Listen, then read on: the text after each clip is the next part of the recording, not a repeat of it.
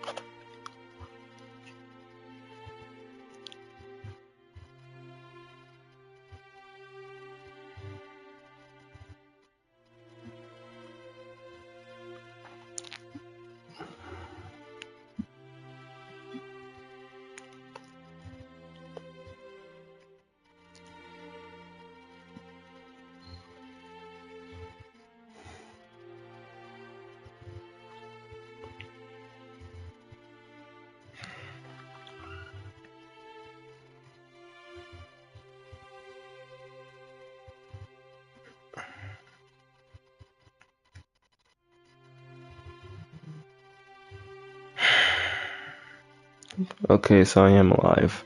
Sorry about that, like, random silence. I don't know what the heck that was. Sorry about that, like, random silence. Alrighty then. That was uncalled for. Okay. So, saying that I'm live, that one person is literally me. Alright. Well, good thing I'm live. So yeah, anybody can come over and watch. So yeah. Anyways, hey guys. So yeah, it's me in the flesh. I know it's been 3,000 years since I've last uploaded. Last time I ever really uploaded anything was regarding the unfortunate passing of Akira Toriyama, the creator of this anime right here, Dragon Ball. And after that, I kind of just took an hiatus off of YouTube. I mean, not to say I never did it prior, but like, I guess a huge part of why I was taking a huge hiatus was because not only I was just, recovering from that, unfortunate death, because, it did impact me in a way. But also just to take time to myself, chillax with my family and friends, and just find out like when was a good time we could get back into things, and what did I want to do personally to get back into the things of uploading consistently. And fortunately for us guys, I think I might be able to get back into uploading as much or as consistently as possible. Thankfully, one of our homies, as y'all may know him, Streak the Wrestle, or LJ as we all sometimes call him, he has fortunately got his PlayStation back. Now you might be questioning, what do you mean by that? I haven't really touched upon this. During these past like 9-10 months or so, might cause some trouble later. He's yeah, he hasn't had his PlayStation for like a long while, so that's why he has not been on the channel as much, and a part of the reason why I haven't been uploaded was because he didn't have his PS5, or I guess in general his PlayStation back. Plus we were still, going through school and stuff like that, and everybody, they're it's life, what I mean? They're doing work, everybody got their work done, everybody got jobs to do, everybody got life to work on and stuff, what I mean, etc, etc, etc. But I mean, hopefully throughout this month and during the summer we can get back into uploading consistently as possible and getting a lot of things done. We're planning, don't worry guys, Dragon Ball Super Next Z Fighters, my Xenoverse RP series is not canceled. It's still going to go underway. We have obviously storyboard everything. We have a lot of good plans for season 3, so I can't wait for us to work on that. But overall though, like, we've just been taking a pretty good hiatus off of YouTube, mostly me, because it is my channel, and we've just been chilling, to be honest.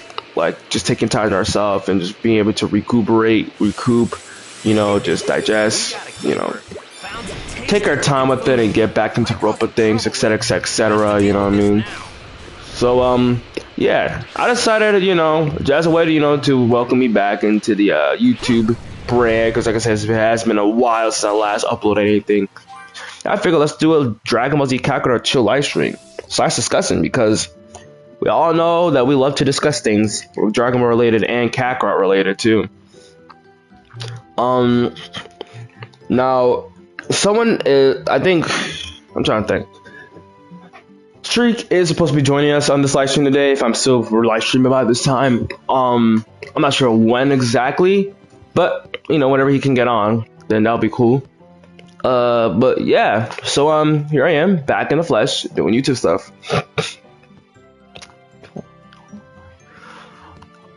Do what you can. Don't even know what else I can really do, so I'm just gonna grab a meal to feast on. Okay. Okay. Okay.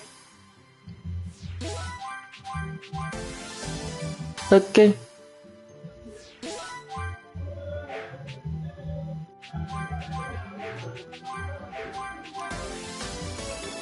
Okay.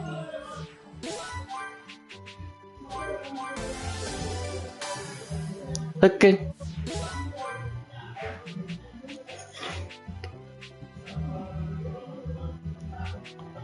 All right, well, let's do this, guys.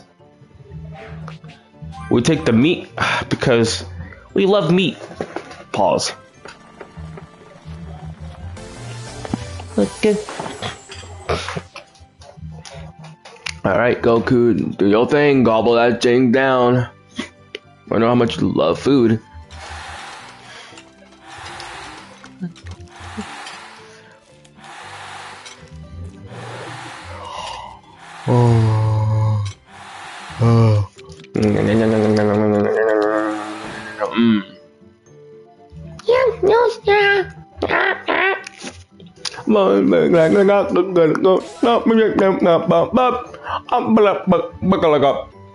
Goku, cobble that thing down. Do what you can. Okay. Alright, let's do this, I believe whatever, and we'll call it a day.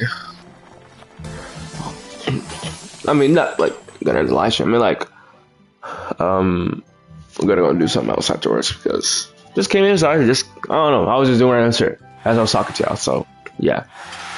Here we go.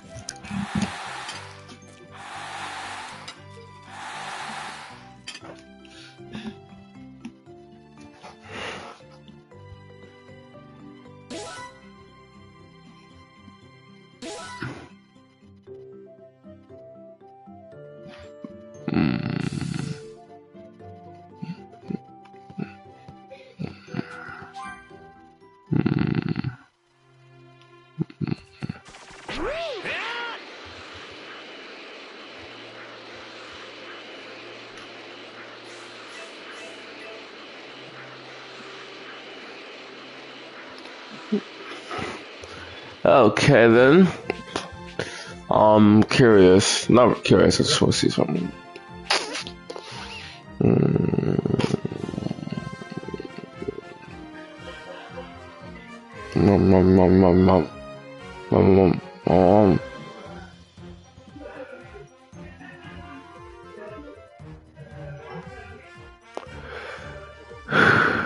Trying to think. Because, like, the thing is, I mean, as you can see, there's nothing I can really do, to be honest with you. At least in this game. They did, like I said, like, if y'all, like, saw, like, you know, my, review for DLC 6 and on the, I don't even know if I did it for the live stream when I live streamed DLC 6 itself. As I fix my mic, sorry. Hopefully, that didn't ruin it. I don't know if y'all saw, but like they did add like, you know, a nice training grounds mode within this in the main game from the you know, recent DLC 6 update. As you can see, I completed like most of them. I never completed this one because I don't feel like it. However, though, I might as well because I can. Gotta say though, these are like really hard, and since they're like I mean, they could be a little challenging because, you know, they're not like normal NPCs or like, you know, boss battles per se. However, they're hard in the sense that they hit like a freaking tank, bro. Like, it's ridiculous how hard they freaking hit, bro. What the heck? Huh? What? Excuse me, what? Obviously gave some new skills for Frieza that wasn't present in the main game. Still want ground combat in the main game, Bandai. Cybergunner 2, what are we doing? But, you know.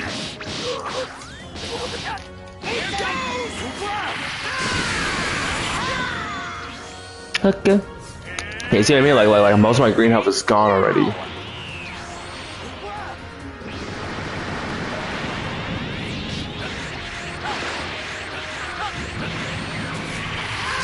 Oh shit. Yeah, you see what I mean, guys? Like, bro.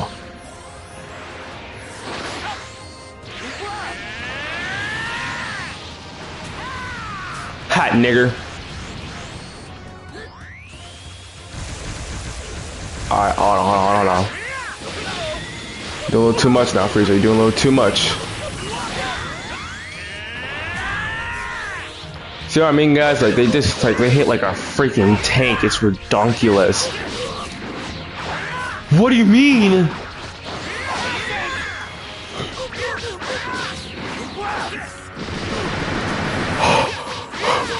Like, what kind of damage?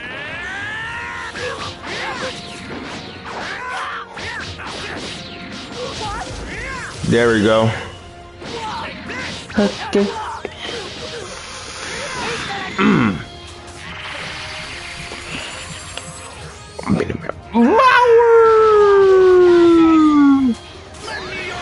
Okay.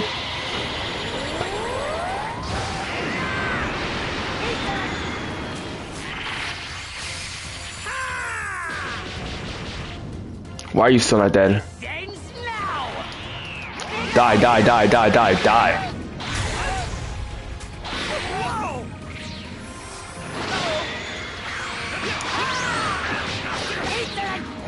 I don't know why he wasn't dead yet. Okay.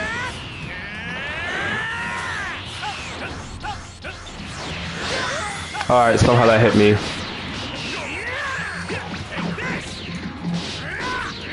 Oh! Ah, that was, oof, that was... Bro, what are you saying, game?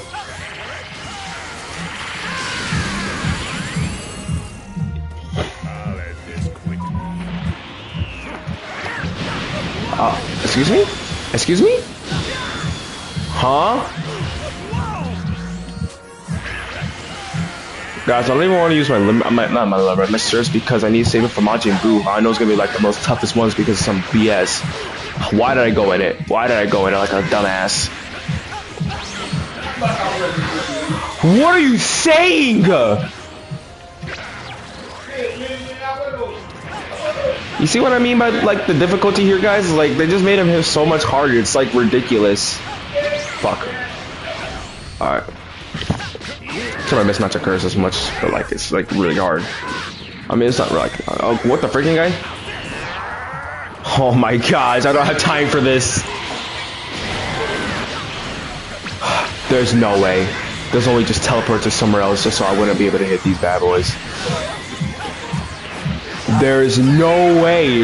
This game is lying to me, guys. It's cucking me hard in the butt cheeks, bruh. Yo, this game is freaking wild. I can't be playing this game in 2023, guys. I mean, what?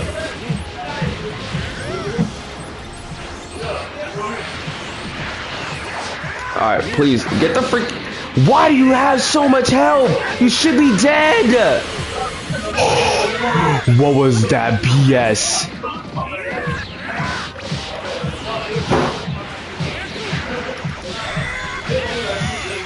You see what I mean, guys?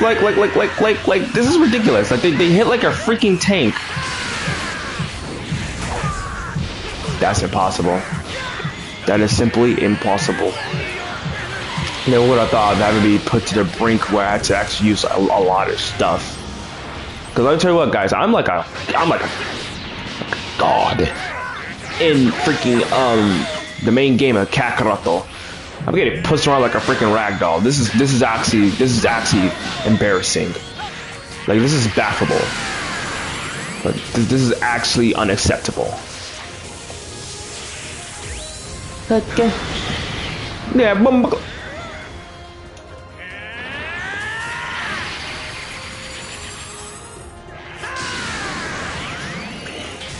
Look, I'm winning. I'm winning, bro. Look at my beam. Look at my beam, bro. Look at my beam. I'm winning. Look at my beam, bro. I'm winning.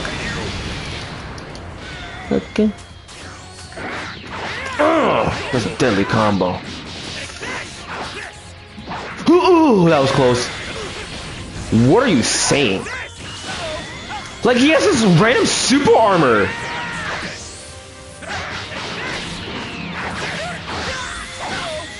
You see, I just don't understand the problem with, like, you know, making... And, like, why does this thing come back so quick? Like...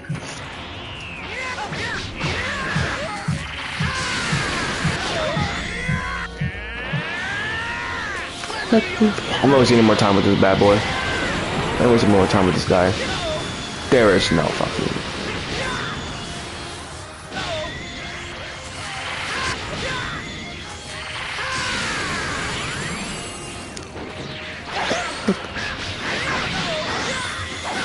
This is like an average, regular freaking not Xenoverse Kakarot boss battle, but just like freaking worse. Like, I hate it.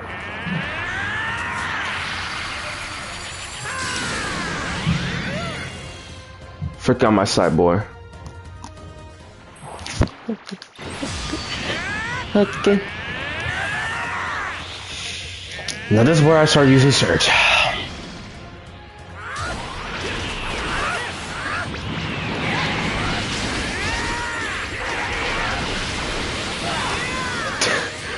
What is this freaking game, guys?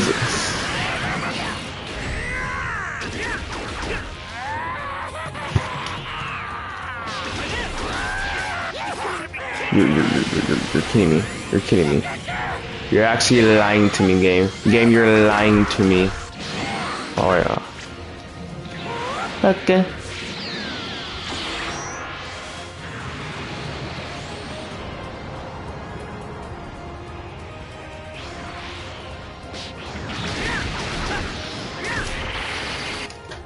Whoops, my bad. Alright.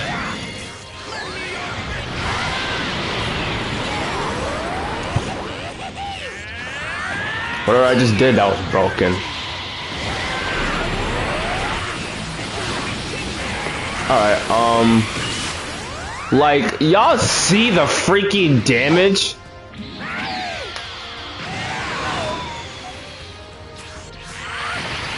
It's ridiculous.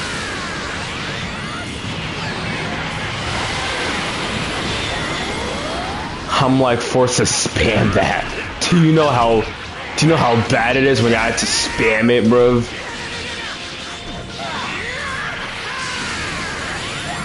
There's literally no reason for this difficulty to be this hard.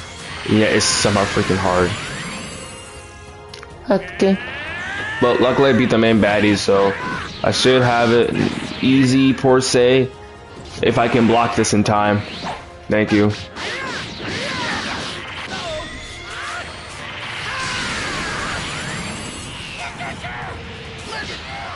Oh, Google Gaga.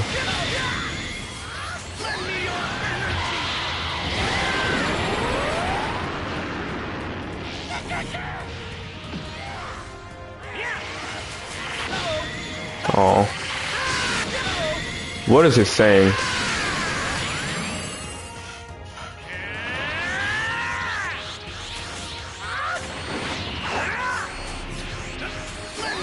Oh, no, I'm trying to use this ball from my attack. I forgot they had like a freaking, like, whatever. Oh boy, this was ridiculous.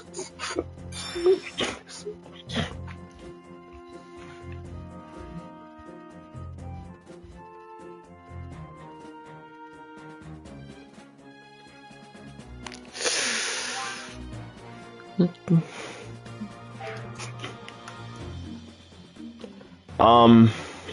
don't know how to feel about this mode, guys. It's like, it's ridiculously hard for no reason. And I mean hard in the sense of like they just freaking amp up the the enemies like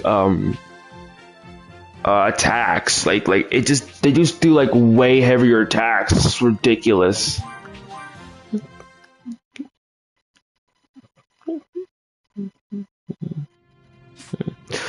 I might enter DLC 6 in a bit, guys. Considering the fact that I don't really have a lot to do right now, personally, in the main game. We will be discussing in a bit about, like, you know, potentials of DLC Dragon Ball Z Kakarot, DLC 5 and DLC 6, etc. But, you know, we're just gonna, you know, freaking chill and stuff. Also do want to touch upon, like, a few things I've made, as I said, within my review for DLC 6. Because I know, like, during the review, especially on the, like, the section when I was talking about how to make the game better, I was talking a little fast and making no sense at times. So I kind of want to clear some of those things up and talk much more slower and where you guys can actually understand what the frick I'm saying. Yeah, until then, we're just gonna chill out.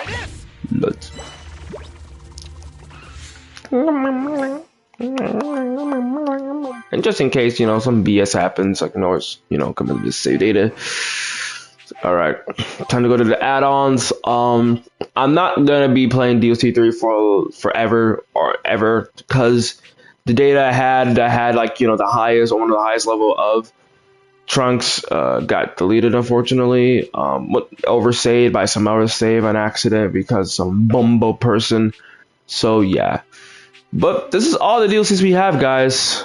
DLC 1, DLC 2, DLC 3, DLC 4, DLC 5, DLC 6. 6 DLC. 2 of them are after the main game. 1 is during the main game. The other is before Z even happened. The other is at the end of Dragon Ball and before the events that, you know, I mean, this is before Z. Okay, this is during Dragon Ball, and this is the event that leads up to Z. And then this is after Z, and potentially even Super. Who knows?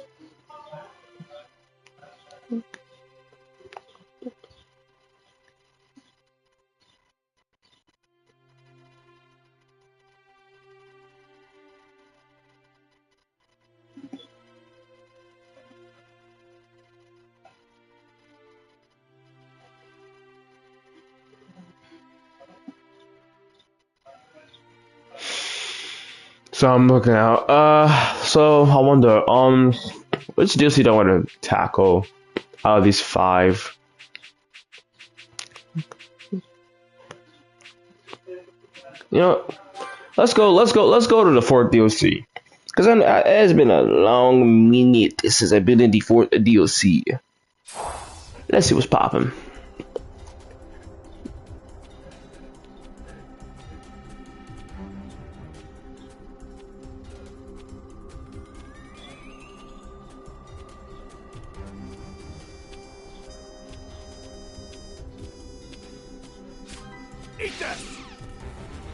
Eat this.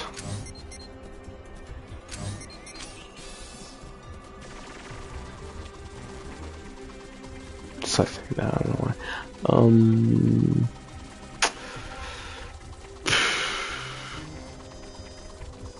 What do we want to do here? That's the question. Let's see here. Huh? Oh. Them N-words. I don't feel like fighting them all that much.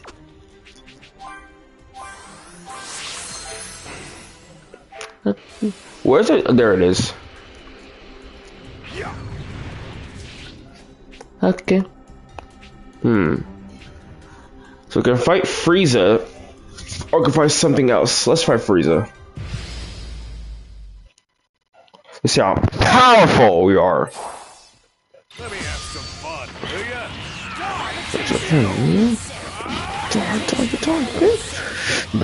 I am the Super Saiyan. I am the Saiyan Warrior, Bardock.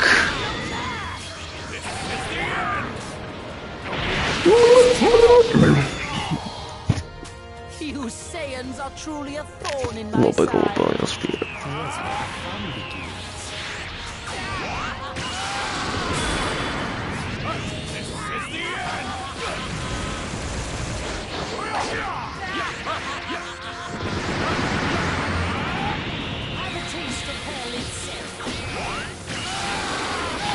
Oh shoot, he actually came through. Okay. I didn't even realize that just by like freaking, just by like regular attack, sucker, you're getting your ass whooped. This is actually kind of tough.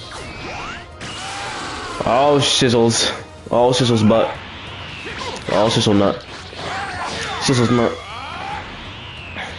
Okay. Come on, buddy. Actually, give me a challenge, Frieza. You seem way too weak for my liking. I don't like that one bit. You're usually the strongest one here. I'll end this with one blow. Aww.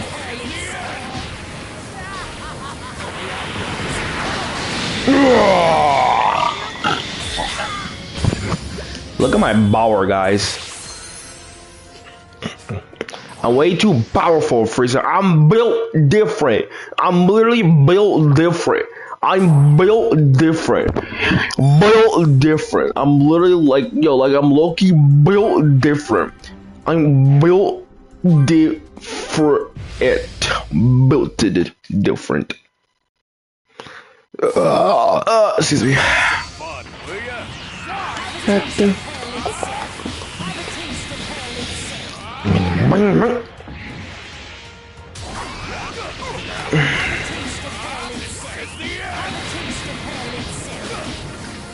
Alright, it's okay.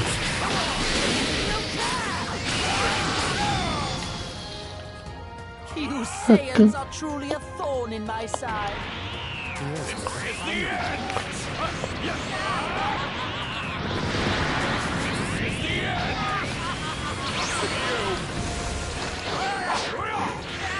Okay. Let's try that, boy.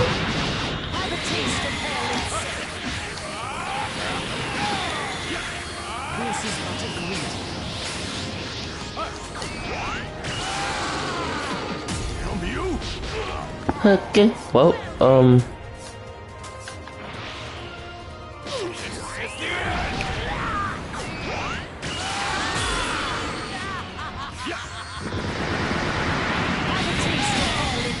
oh my gosh, the damage. I'm not supposed to be the more powerful one here. You Saiyans are truly a thorn in my side.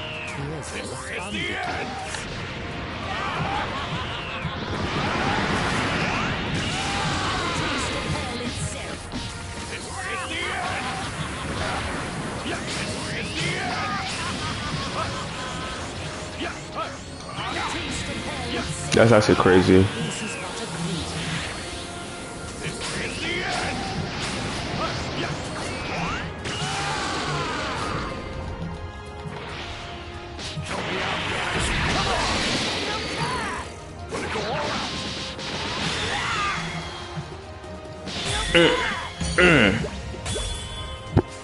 Okay.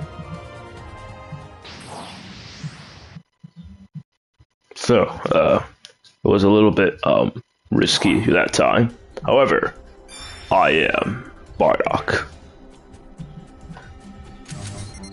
Alright, I don't know though. I need to find like a way to like, cause aren't there like know-hows? Cause like we need to like gain know-hows and upgrade, you know, Bardock and junk, because boy, his stats are baffable. Like it's impressive how baffable it is. What? I mean, what, nigga? Make me a sandwich. What? No, okay, I'm gonna stop, guys. I'm stop. I'm gonna stop.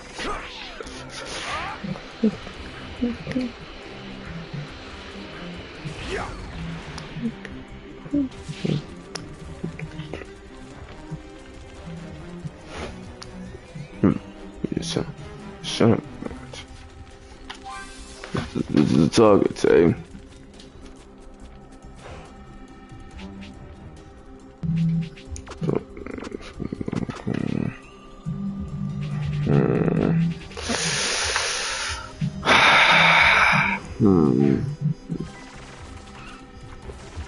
This is to like replay the story, right? Yeah. Replay the story. Well,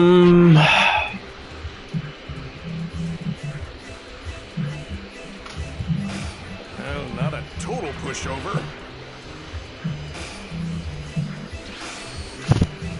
No, no. Well, not a total pushover.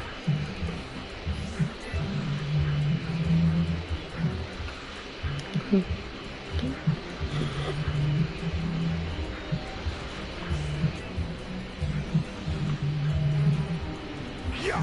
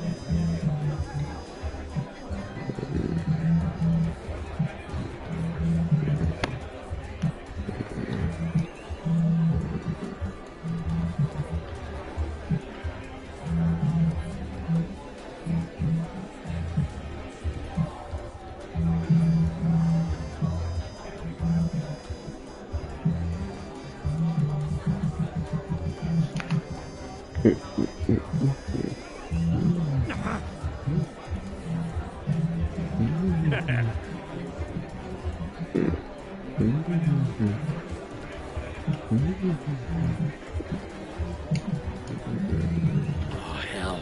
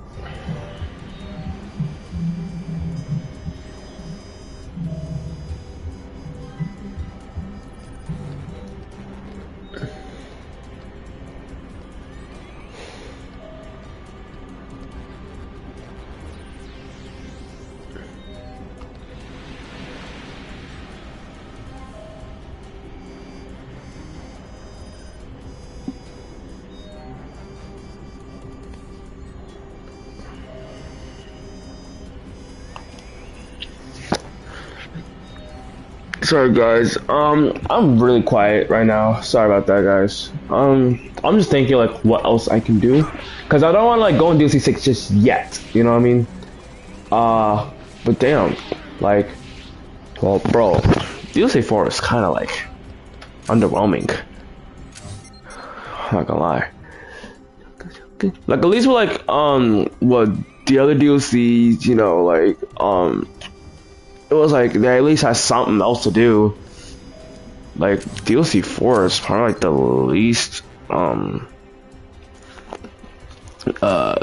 least favorable DLC in terms of content, cause like they ain't nothing to do. Like they ain't jack shiz to do, bro. It's actually crazy, sucker. Plus I think it comes down to like how the producer directed the game, or like my fault, the DLCs.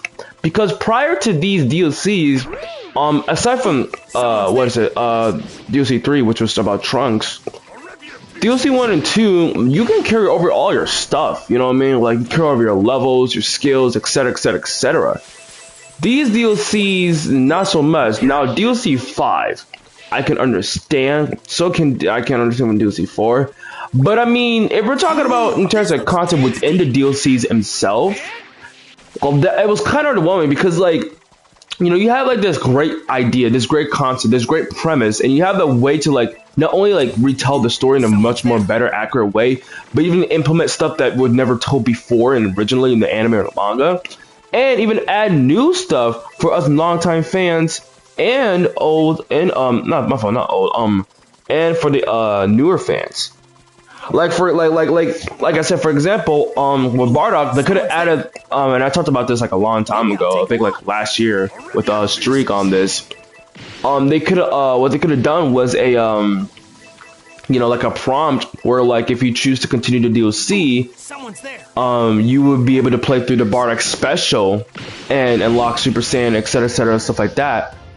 Or you know, you can choose to not proceed and go free one, similar to what they did with DLC 6 at the end of the DLC, where you're able to go to the main game, or you know, you continue playing the DLC, something like that. Except that, you know, when you know, click on you want to continue, you actually like, you know, get like an entire, like, you actually get a continuation of the story. You get like some new skills you can unlock with Bardock, probably even a new combo set with Bardock. You know what I mean? Much more ways to level up and grind, and much more RPG elements, and of course get a new transformation instead of just some weirdo bumbleclout, you know, rip-off Walmart looking potential unleashed. Like, that's kind of what it is, bro. It's a potential unleashed transformation that Bardock has that is really bootlegged. It's really Walmart bootlegged potential unleashed. And like, I get it, you know, you're gonna have to get something. But like, that was just random and so like un-Super Saiyan like, or like untransformational like like if you want to keep that there, then fine. I mean, I don't mind it being there. Like, I kind of enjoy it. My problem was that there wasn't anything more. There wasn't any more transformations. There wasn't anything more that it can add to the DLC, at least in terms of with Bardock's story. You know what I mean? And to even go the extra mile, let's say they didn't even do all that, and they still kept the way how it is. Well, luckily we had the Prince Vegeta, or the, you know, Kid Vegeta storyline, which was an awesome thing. They added a nice touch. However, it failed in execution because the damn thing is so short. Like, you could probably beat it under like 10 minutes, 15 minutes tops. It's that short of a freaking story. I don't even think it really was a story, bro. Even the boss battle episodes for like even Dragon Ball Z Kakarot DLC 1 was longer, way longer than the freaking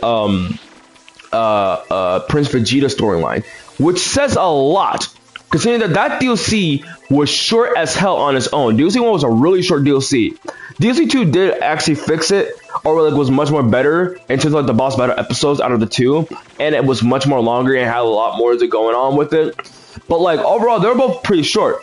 But the fact that DLC 1 is longer than DLC, not like actual story of DLC 4, but I mean like the Prince Vegeta storyline, that says a lot of volume and shows us like what the problem went wrong here. There wasn't a lot to do with DLC 4. Now, like I said, the difference with, you know, there is like a difference with DLC 5 and 6, because while the story and in terms of the content and then, you know, the transfer from the DLC to the main game may have been all that present, and at the end of the day pretty much underwhelming, at least they had more to do outside the story. At least there was some more stuff you can do. You can still grind, you can still level your character up, you know what I mean, you can still eat, you can still do all these things. You know what I'm saying? Unlike DLC 4. Now, I'm not saying you could do that with DLC 4. You could definitely, you know, grind, level Bardock up, you know what I'm saying, etc., unlock new skills. But they're underutilized. They're undermined. They're not to the same level of depth or length, per se, as the other DLCs are, and especially as the main game is. Because really, when you boot up DLC 4 after you defeat it, and you know, you're trying to level Bardock up to level, let's say 250 or whatever, right? Because I don't even know what the max level for Bardock in DLC 4 is. It's gonna feel so boring because it's lacking, you know, elements that make up what the grinding system, or like, you know, the level up system, the RPG element per se of Kakarot.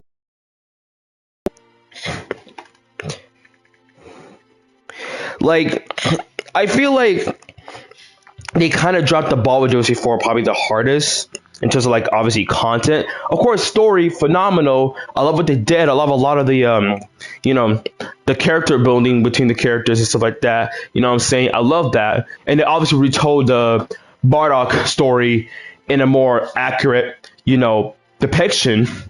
But like, talking about gameplay, talking about content, talking about after you beat the story, there was nothing to do, and it becomes so boring. And that's why I kind of just lacked the motivation to even continue with the thing, because there's nothing to really do with Bardock. Like, yeah, you know, you can eat, you know, you can rest, you can do all these things, You can even go back to the story and replay the story, but what at the end of the day, in the long run, in the long term, it's not gonna amount to anything because it's just there. You know what I mean? Holy crap, Askets. Guys, just realized something. I don't think it was like this before. For some reason, Goku's wristbands are now blue. I don't think it was like that originally in DLC 5 when it first came out. I don't think it was like that at all. I don't know. Why is it blue? I could have sworn it was like black.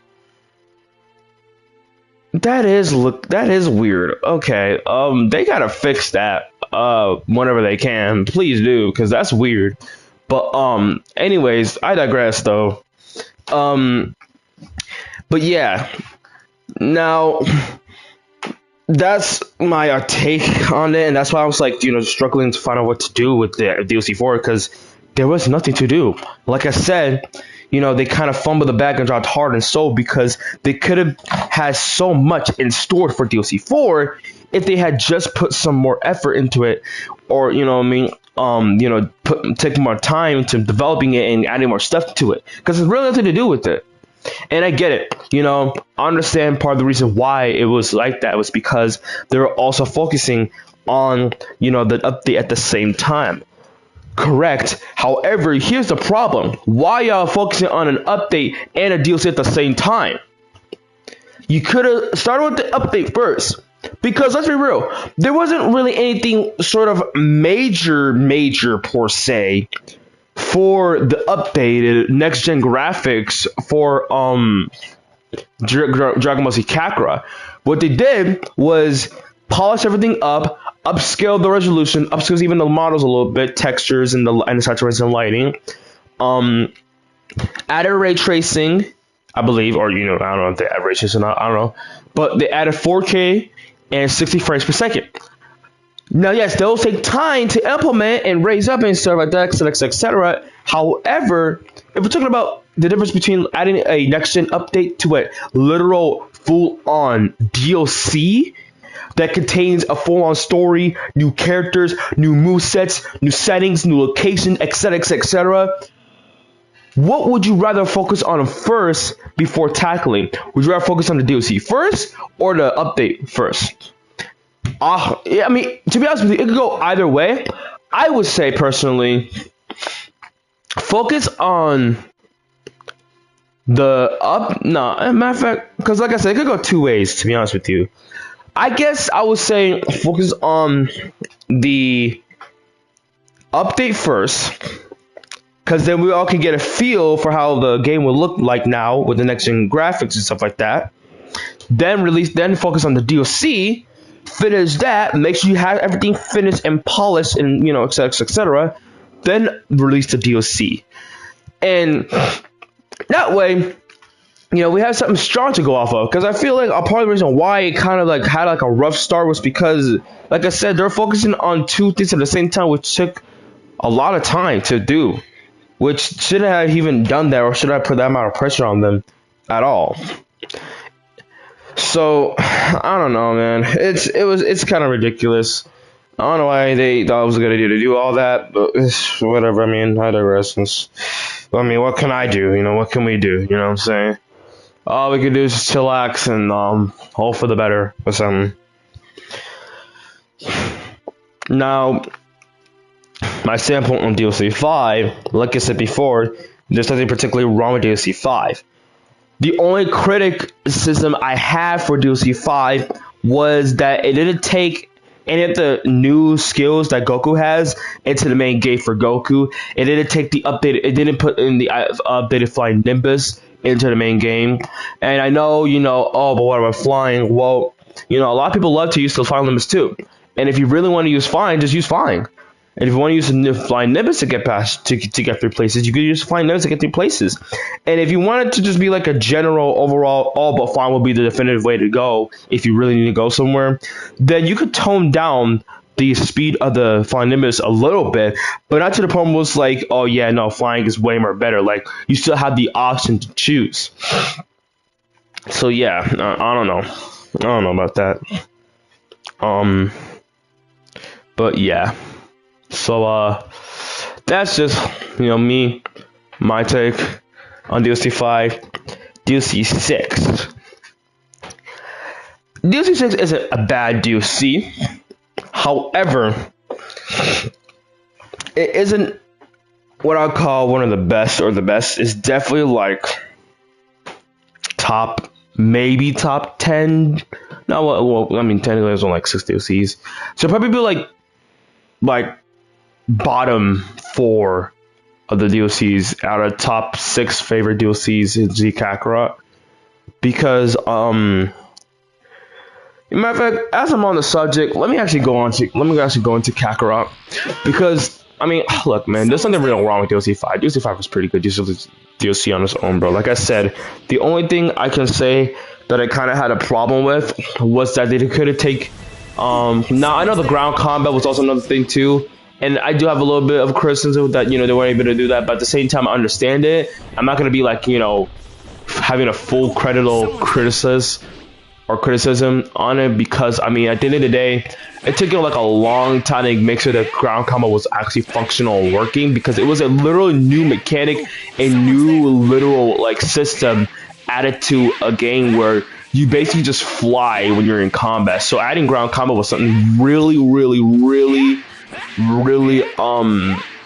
important that they needed to get right. Otherwise, it would have flopped really badly. And luckily, that's what they did manage to get it right, and it carried this DLC a lot. Like, I know a lot of people, especially myself, are playing the DLC 5 a lot more than what we should have, mainly due to ground combat. And because, I mean, come on, bro, who doesn't like a Dragon Ball setting, bro? Like, come on, bro, it's Dragon Ball. But yeah, that's, like I said, my take on it. Overall, like I said, the DLC 5 was a pretty good DLC, and for what it was really phenomenal. Like, I liked it, I enjoyed it. I like how they implemented everything. It did, implemented something new to the game. And there's nothing really, like I said, there's nothing really wrong with it. Like I said, we could make the argument or the criticism like, oh, I wish, or they should have, added ground combat to the main game. Which, I can understand the criticism, but I mean, that would take a lot more time for them to do, and it would be better if they did it as an update or like a follow-up update to like a later upcoming DLC, or like as like a general like, big update for the game, rather than it releasing coincide with DLC 5, because it took them like a really long time for them to make sure that DLC 5's, or at least ground combat, was functional, you know what I mean? So, yeah. That's the thing. What I'm morally criticizing them about was that they were able to implement, or like transfer the updated Flying Nimbus to the main game, like I said earlier, and some of the new skills were able to be transferred to the new game. I mean, to the main game for Kakarot and for Goku. But it's cool. It's not the end of the world. Like, I know they most likely will have to do it or will do it. Hopefully. I'm hoping they would do it, because I mean, if they don't, then now we have a problem. But all jokes aside, though, like, yeah, I'm not like that, like, tensed up about it. I understand that they were probably short on time and they had to get it out, and they were probably just worn down and tired of just working just to make sure that literally one system slash mechanic or battle system slash mechanic for this game that doesn't really have this system at all was operational and working. So yeah, I'm not too mad about that.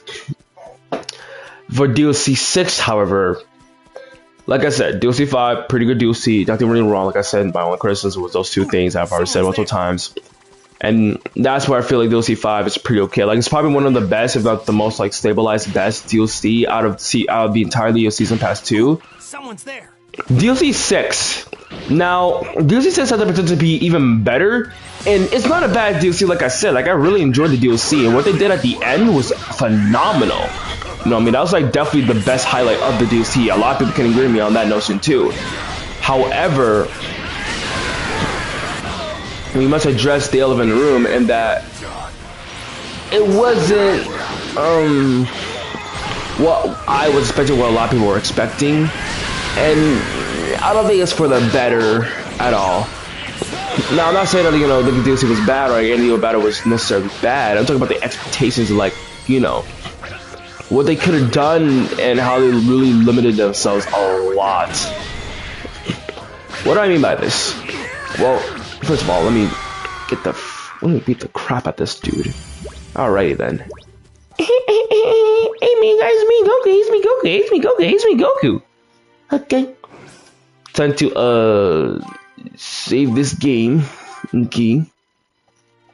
Okay. Alright then, dog.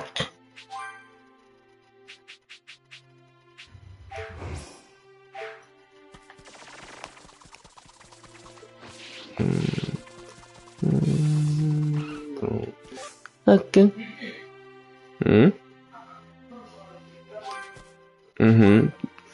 Gracias. I already know this. I don't know what the frick that was. Question mark. Well, actually, just in case, let me say they did do this.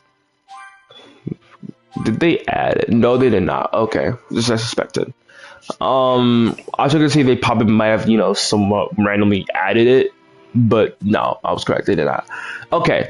I'm gonna go back to DLC right now. I just want to check out something, make sure that, you know what I'm saying, nothing was really so here's what I'm talking about. They said they allowed you to do this. I think it was like 3 options, maybe, I don't know. But you were able to replay the story mode again, or you could play extra mode, which is what happens after the story mode, or you could return to the main Dragon Ball Z Kakarot game plus timeline. So that's something. This is something that they could have done with DLC 4 with the TV special of Bardock and stuff, but they, like I said, flopped and underlined it. Let's go to play extra mode, because this is basically the Z-Kakarot. This is DLC 6 version of the Freeman Z Kakarot main game, just in the end of Z timeline per se. And here it is, guys, DLC 6. Now, as I'm on DLC 6, and I'm going to be continuously talking about it. This is also where the house used to be, but then it transport over here, guys. What is the main criticism I have, or what's the main problems with DLC 6? For starters, the title. I'm going to be reciting a lot of what I said in the review of my review of DLC 6 and Z Kakarot. The title is called Dragon Ball Z Kakarot: Goku's Next Journey. Okay, not End of Z, not Reawakening or whatever the heck. Goku's Next Journey. When you think of Next Journey, you think of beyond. What's beyond the scope? Ahead of time. When we think of Goku's Next Journey and it takes place during the End of Z, we're thinking, okay, the main highlight of the DLC, or the main, like, you know, plot point, the main story point will be the tournament and everything that happened. However, we'll get extras after. Similar to what happened with DLC 6, I mean, not DLC 6, DLC 3, where how... Shut up, Goku. Similar to what they did with DLC 3, how, like, you know, the main highlight, the main, you know, the main actual story of DLC 3 was the Android saga, where, you know, it had had the future and ruin and stuff like that. The androids 17 and 18 were, you know, blah blah blah blah blah. Gohan dies, yada yada yada. Trunks goes back to the past, saves that timeline, which is this present timeline, from, you know, suffering the same fate, yada yada yada. He goes back to his present, or, you know, to his timeline, kills the androids, kills Cell, yada yada yada. And then that's it, right? But what we all did not expect, was what they did after the main actual plot point, or the main story point of DLC 3, which was to add an entire saga that was only ever really explored in the manga alone. It was touched upon in the anime of Super, but through, like, you know, a mini flashback X type thing. The manga was the one that really, like, dived into what happened during this specific X saga, which will be the Buu saga. Now, it wasn't entirely the Buu saga, because Trunks was able to stop Babidi and Deborah from reviving Majin Buu, unlike in the main timeline. But, you know, we still call it the Buu saga because it took place within that time, or was about to take place during that ordealistic S-type time. Now, why is this important for me to know? Why is this important for me to know now? Well, because at least when I thought, And a lot of this I took from YouTube, popular YouTuber DM Gaming 5. Shout out to him. A lot of these stuff are from his ideas, which I forgot to shout out when I was making my a lot of my points within Dragon Ball Z Kakarot. That a lot of the points I made, such as why Dragon Ball Super Kakarot couldn't really work, and some of the other ideas such as just how to fix the game, such as a new game plus per se. I mean, everybody talked about new game plus. I won't really say that per se, but with the training and stuff like that. And the eating system and stuff like that, I got from DM Gaming 5. So I'm gonna shout out to him. Might put a link to his channel in the description below. DM Gaming, if you're ever watching this, what's up, man? Hope you're doing good. On a real note, though, continuing on. Oh, come on, bro.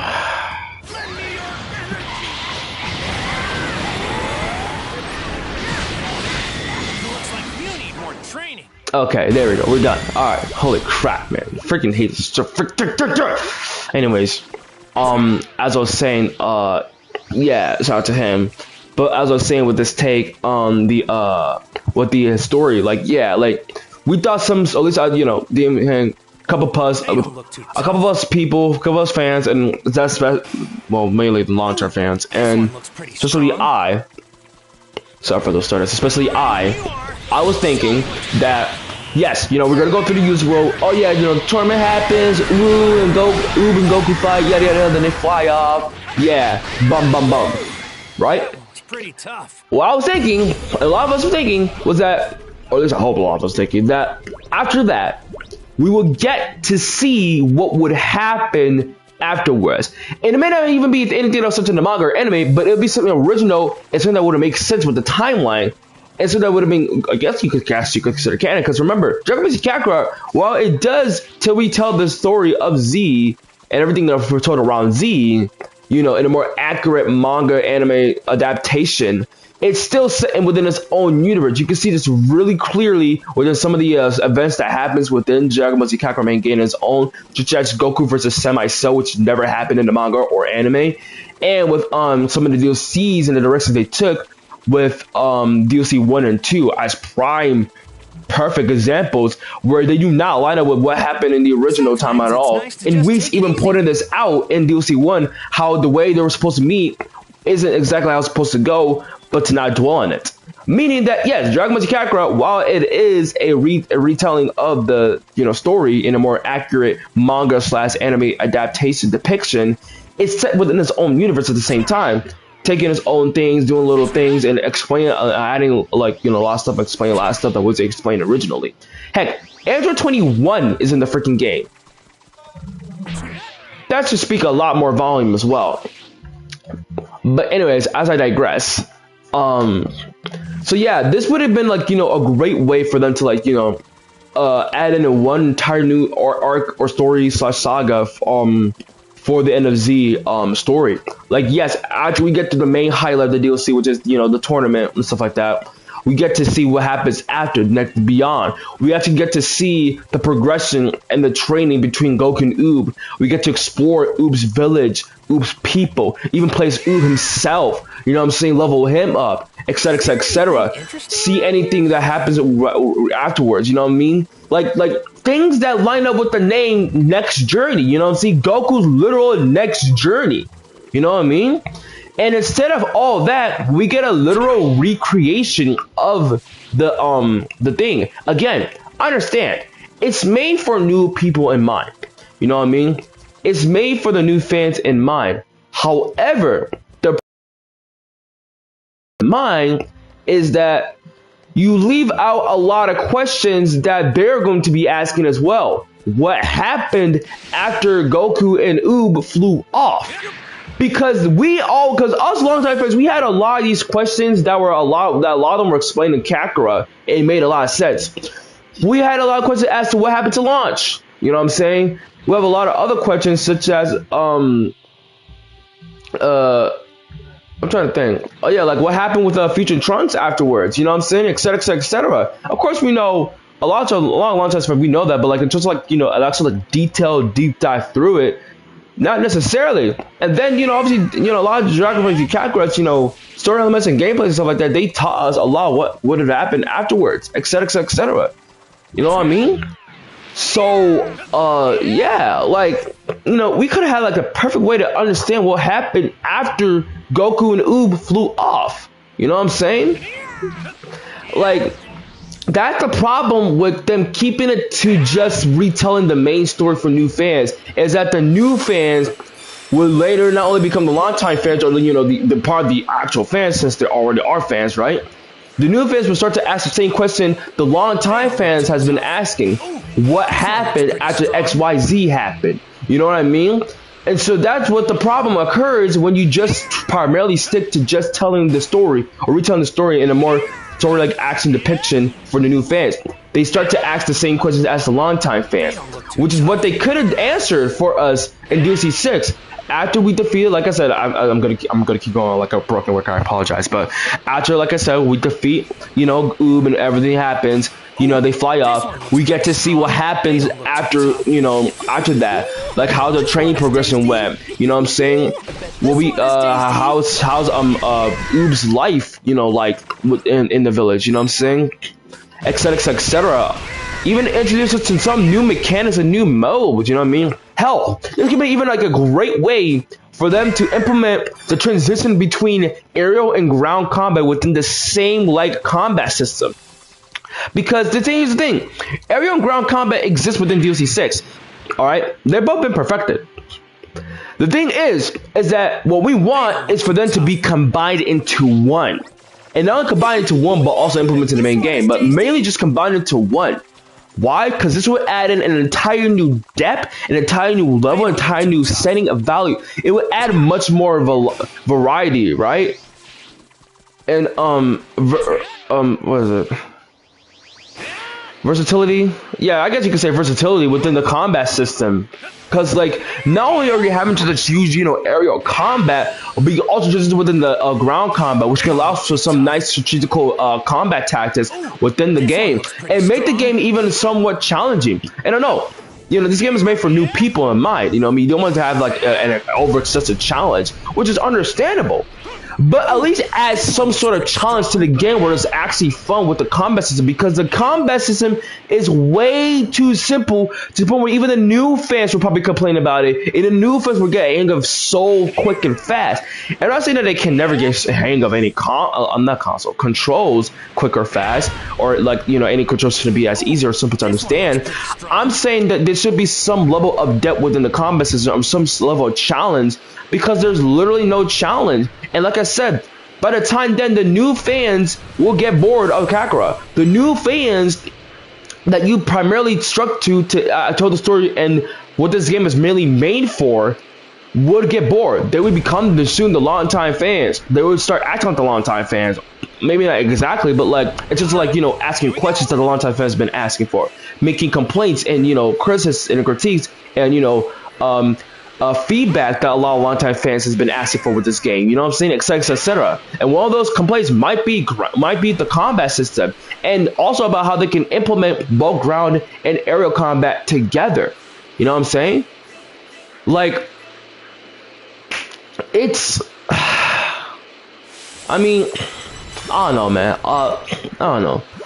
Like, there's so much that could have been done with the season pass, and it had a great concept, great idea, and it had like a really nice way of how they could introduce other, like, you know, parts of, you know, Dragon Ball without having it to be strictly stuck to Z. But I feel like a lot of it, in terms of like, you know, the actual mechanics, you know what I'm saying, the gameplay per se, and the actual, like, you know, in-game content and what happens afterwards, were executed in a way that was either underwhelming or not properly executed correctly, because it ended up just being like, you know, oh yeah, this happened, the end. You know what I mean? And yes, I will touch upon this. So in case y'all have not seen DLC 6 or anything like that, I'm going to warn you now, this will be a spoiler part. But yes, while DLC 6 added one more part of the DLC, which is the Saiyan something. It's like Saiyan something saga. I forgot what it was. It's like a mini little side thing that they do afterwards, which is pretty cool. You know, Goku talking to Pan about, you know, his life as you know, a fighter, a warrior, and Saiyan, etc. And then you having to fight Vegeta after all that. That was some cool stuff. That was really cool stuff. But yo, what's up, Goten? How you doing? How you doing, man? How you doing? I'm just discussing and talking about, stuff.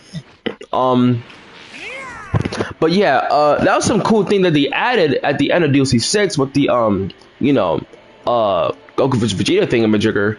But like, while that was cool and all, it still was like left in a pretty like, we could have had something more than this.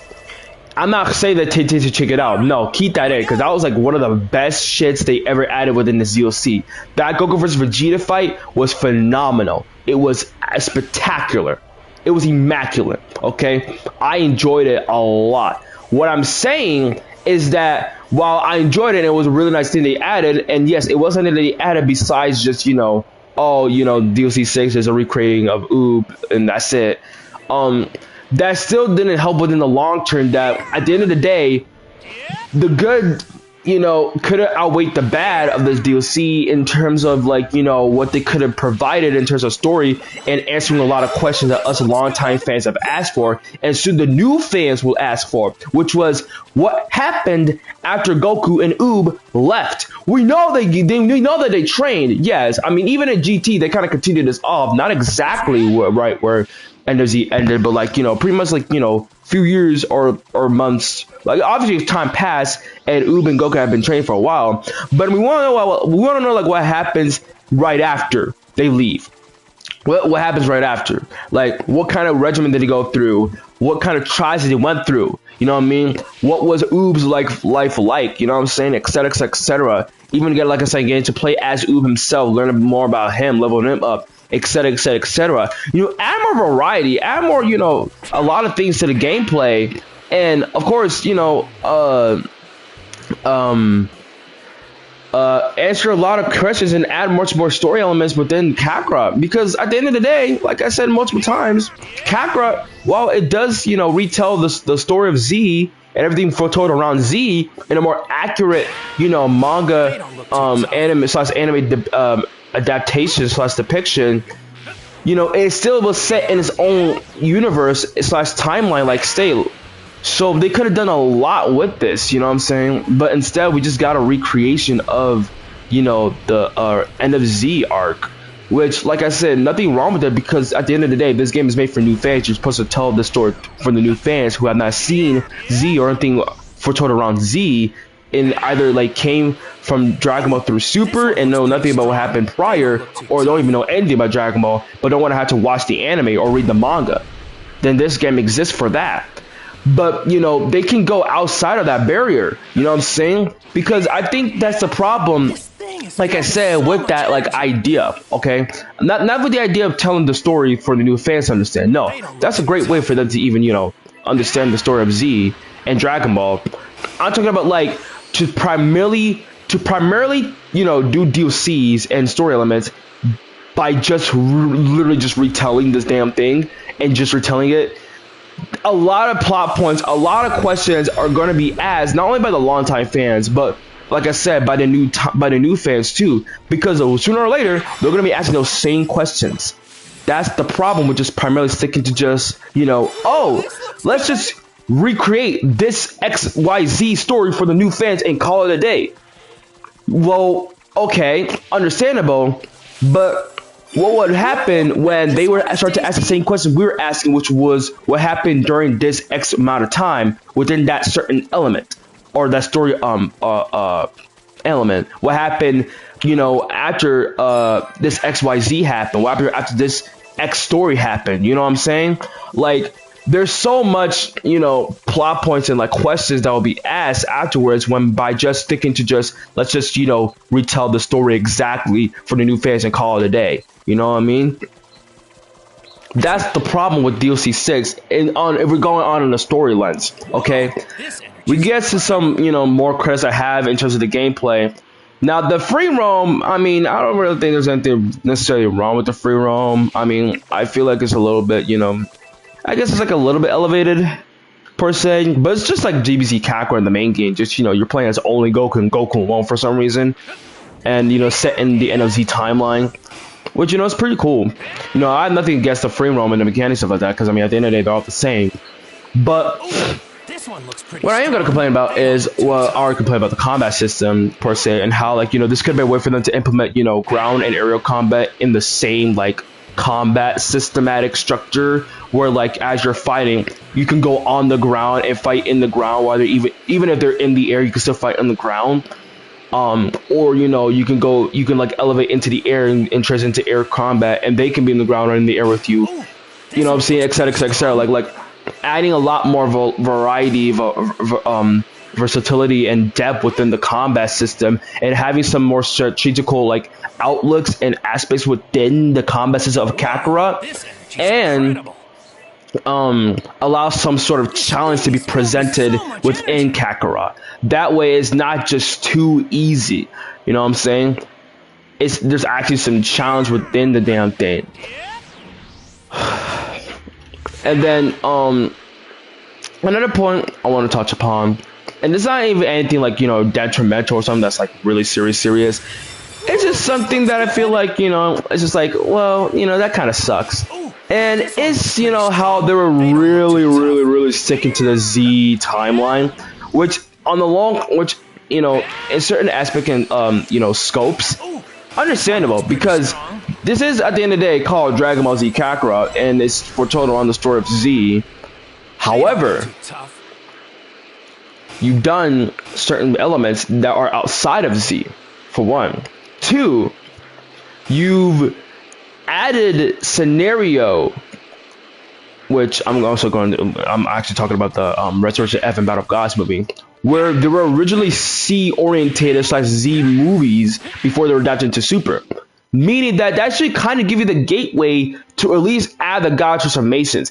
Maybe not during the DLC, or maybe not during the story of the DLC, but at least like when you play in the free roam of the DLC of DLC 6, you're able to at least go into the God forms. Because if you think about it, realistically speaking, NSC does take place after Super.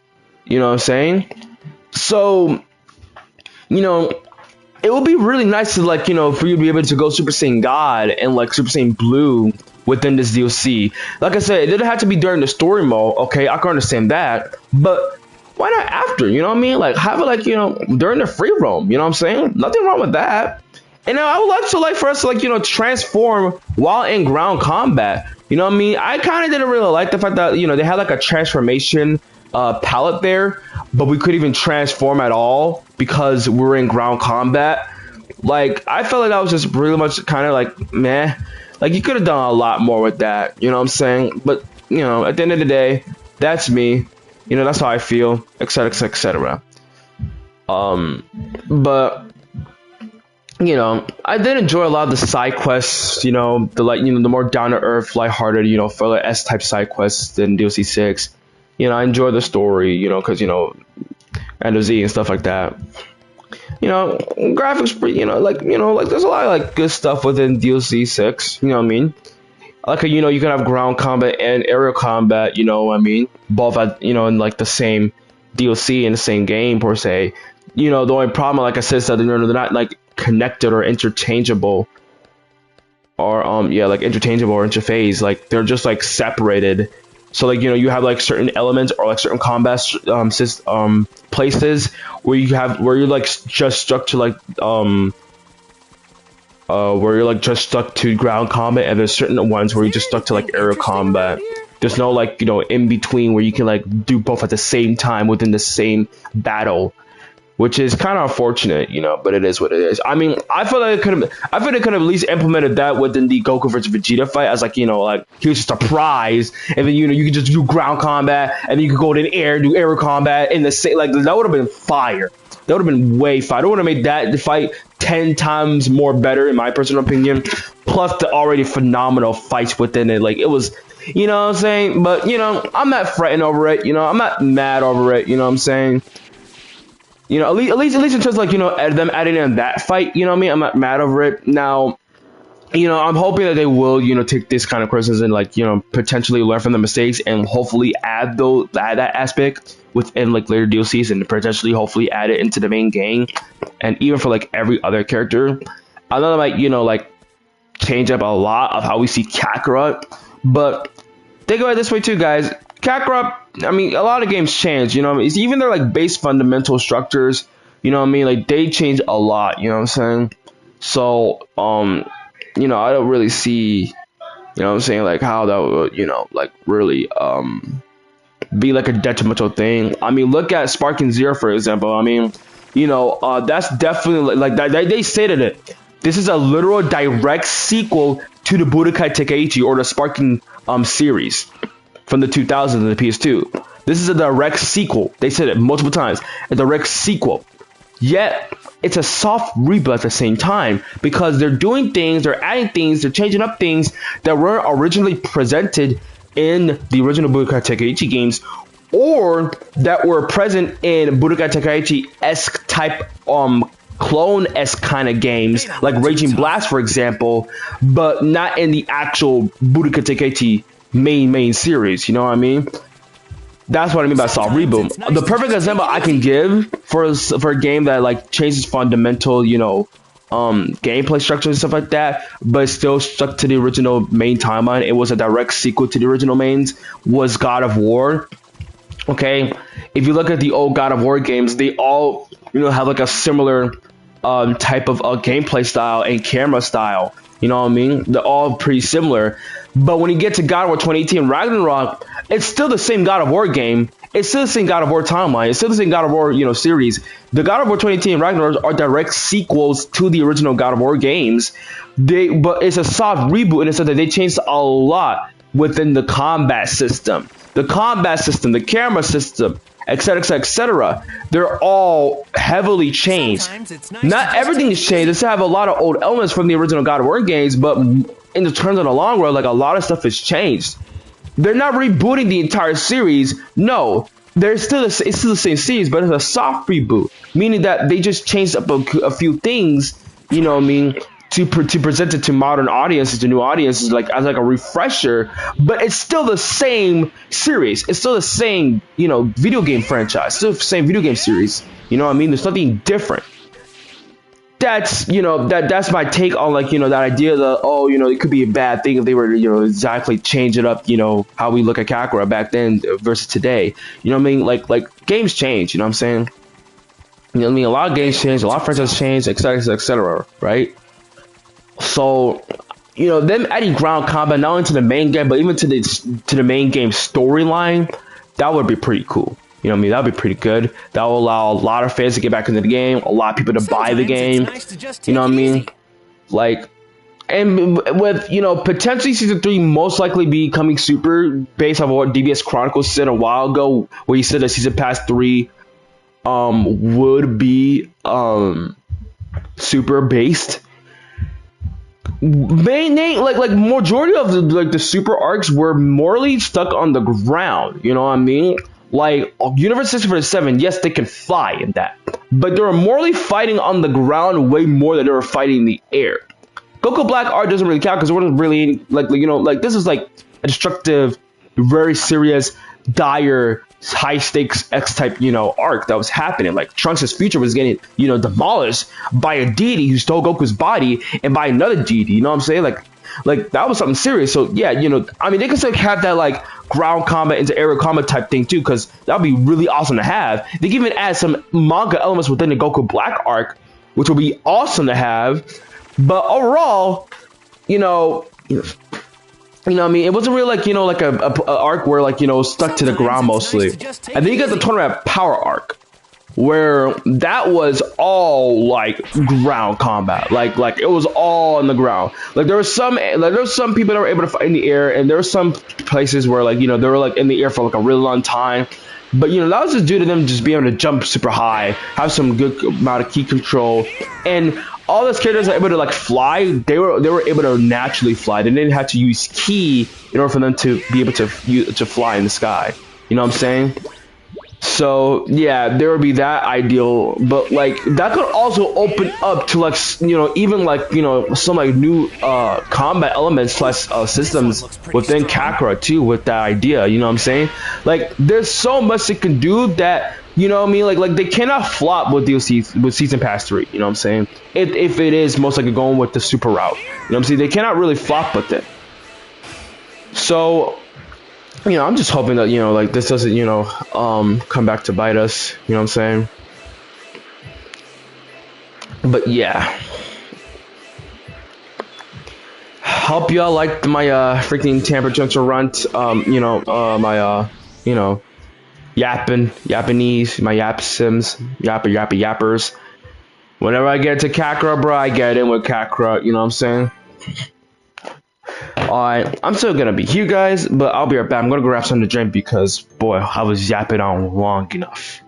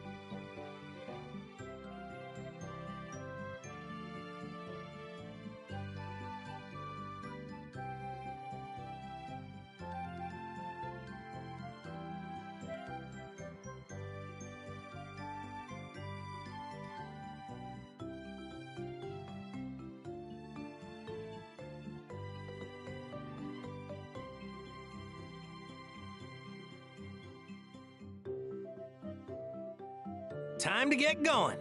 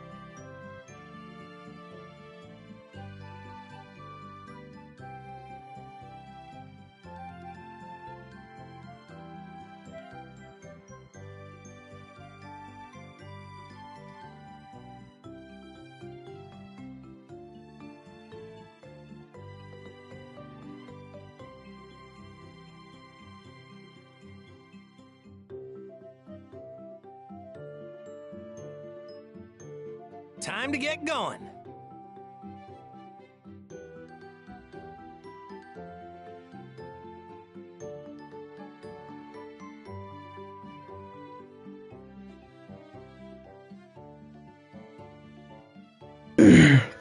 I'm back, guys.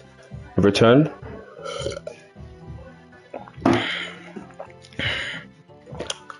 Whew. I'm gonna have some ginger ale.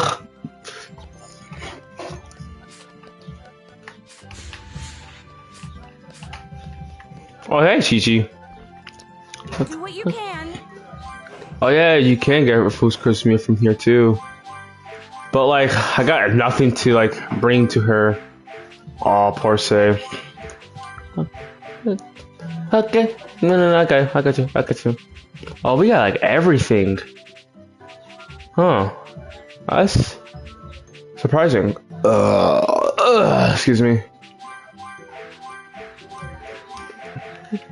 Like, is there like anything I can like make for her? Bro, like, there's nothing for me to make. Like, I can't even make like the simplest stuff. That's saying something. Yeah, I'm very poor on resources, guys. Now we can go to Gohan's house, which is literally over there. I'm actually quite surprised they decided to move in with Goku. And yeah, I don't even know what happened, but what else?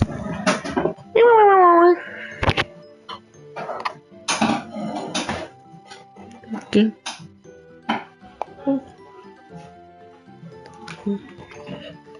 Oh.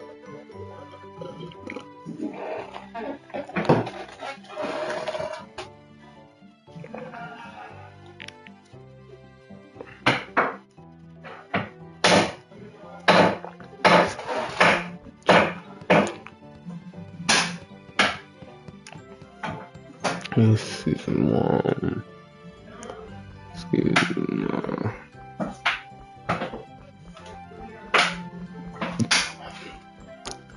Yeah, always just a bunch of books and books and more books.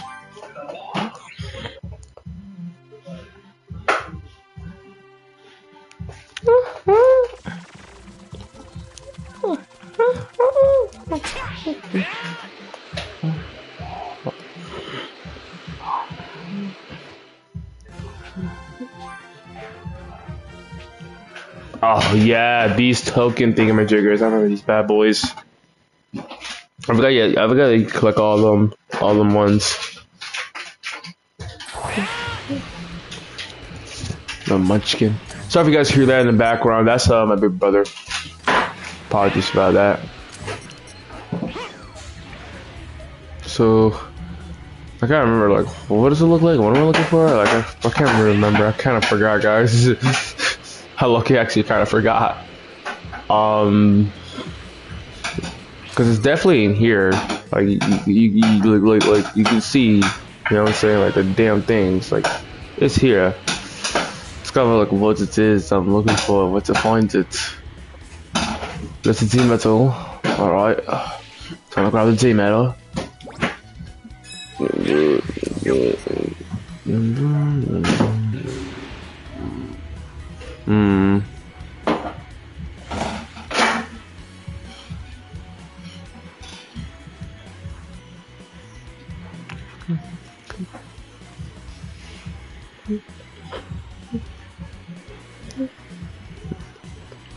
Hard to believe that, like, Dangerous attacked this town so long ago.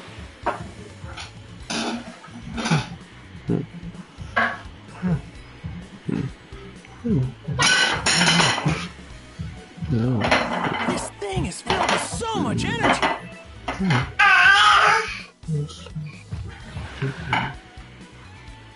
Apologies for him, guys. He's adventurous. I'll say that much. He's adventurous. Where the freaking guy is this thing? Is it up here? It might be. Is it this one? No, that's not even it. That's not even in the slightest. I bet this one is tasty.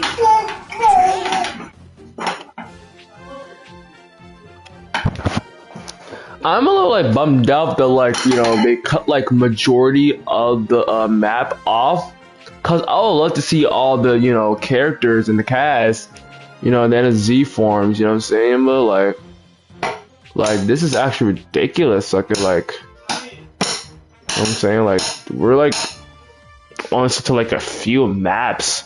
This is like the same kind of like maps that we're stuck to in the original. The only difference is that we have these two maps we can access now. But like even then, you know, it's like, well, you know what I'm saying? And Ginger Town too, but like I said, even though it doesn't really amount to a lot, you know what I'm saying? Like, where are all these maps over here? You know what I'm saying? Kami's Lookout, Corn's Tower, that place under it. You know, this spot where where a good portion of the Busaka took place. Or at least where the start of the Busaka took place.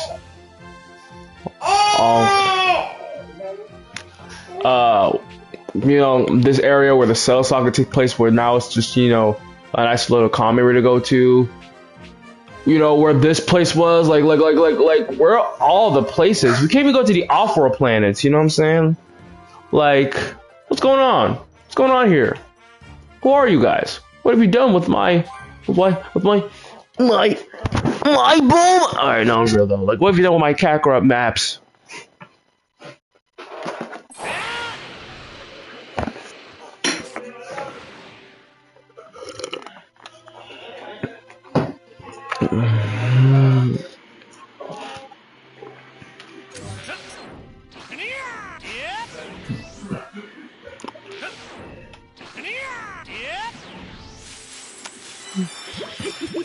I bet this one is tasty.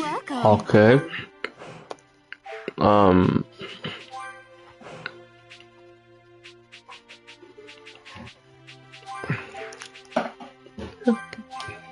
Okay then.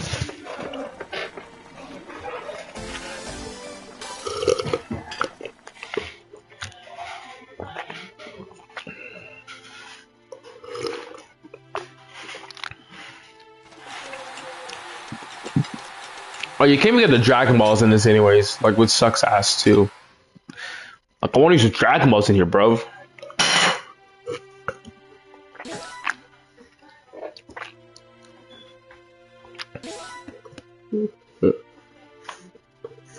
Thanks so much. Don't touch it. Don't touch it. Don't touch it. Don't touch it. Oh my gosh. I said don't touch it. He comes up to me, guys. This boy. Yo.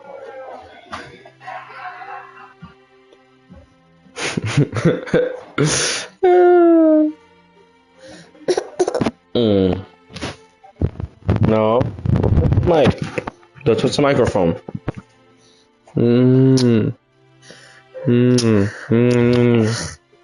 Don't touch the microphone. Don't touch the microphone. Hey. Just poo poo. Just heard a fart noise. Babies.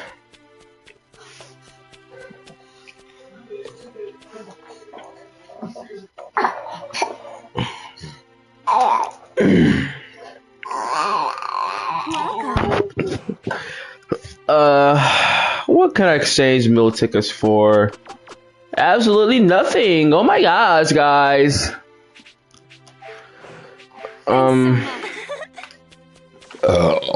Excuse me. You know what? Frick it. Let's go back to the past and fight, oh wait, that's the wrong area. Okay, that's their memorial spots. There are memorial spots. So we need to like find like a great place to like, you know, just, oh my gosh, the memorial, whoa. I don't really know though. Like we need to go not Capsule Corporation, West City. And then we need to go to a time machine. We need to go back in the time machine. We need to do the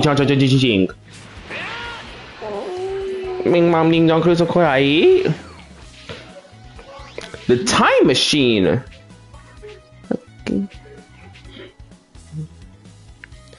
Okay.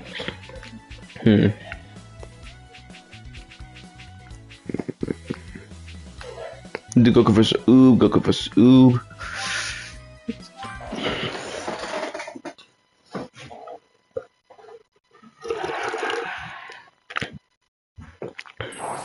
These are nice artworks.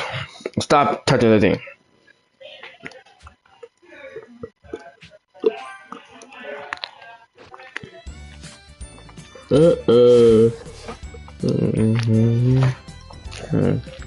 So, I wonder what kind of fighter Oob is. Yo, boy.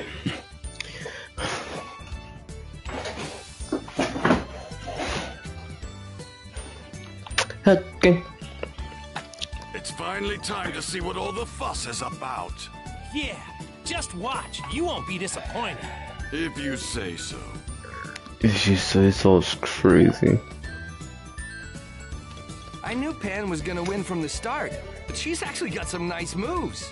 I know, right? She's a quick study. She'll catch up to you if you're not careful. Oh, come on, Dad. She's still a kid. I think I'll be okay. Although, I really could be in trouble if I don't stay in shape. I better start training more often. Definitely. My cute little Pan is something else, huh? She beat that wild tiger guy like he was nothing. Yeah, that's because she always pushes herself during training. I wasn't worried for a second. Now that I think about it, Goku, there's a good chance you'll be her next opponent. So, try to be gentle, please. Of course. She didn't seem nervous at all during the last match. I wasn't. I was happy everyone was watching me. And you did that cute bow at the end. Talk about class! Mom says manners are important. Hey, Goku. You're fighting that Oob kid next, right? Take it easy on him, okay? I don't know if I can. I mean, I might not win if I don't take him seriously. Huh? What's that supposed to mean?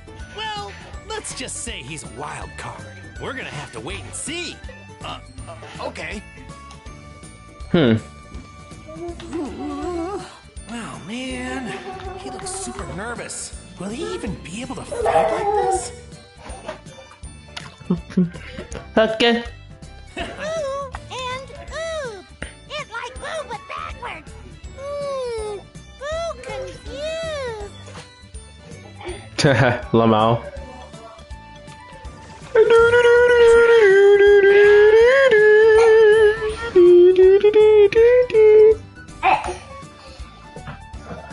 Huh. Can you imagine that, guys? 10 years. And this is what the tournament looks like, guys. Ay, ay, ay.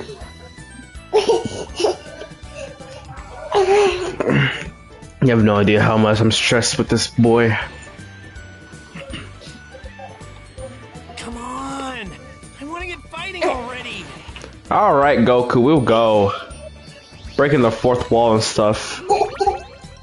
After Cell was finally defeated, fortune teller Baba let me go back for one day to participate in the world tournament. Everyone had changed so much. That was the first time I got to meet Goten too. And Krillin had married Android 18 and they even had a kid, which blew my mind. It was nice to see everyone again. It's hard to get back here from Otherworld. The second match is about to begin. Are you Are you ready? Yeah, ready to go. Let's go! That's the spirit. Good luck.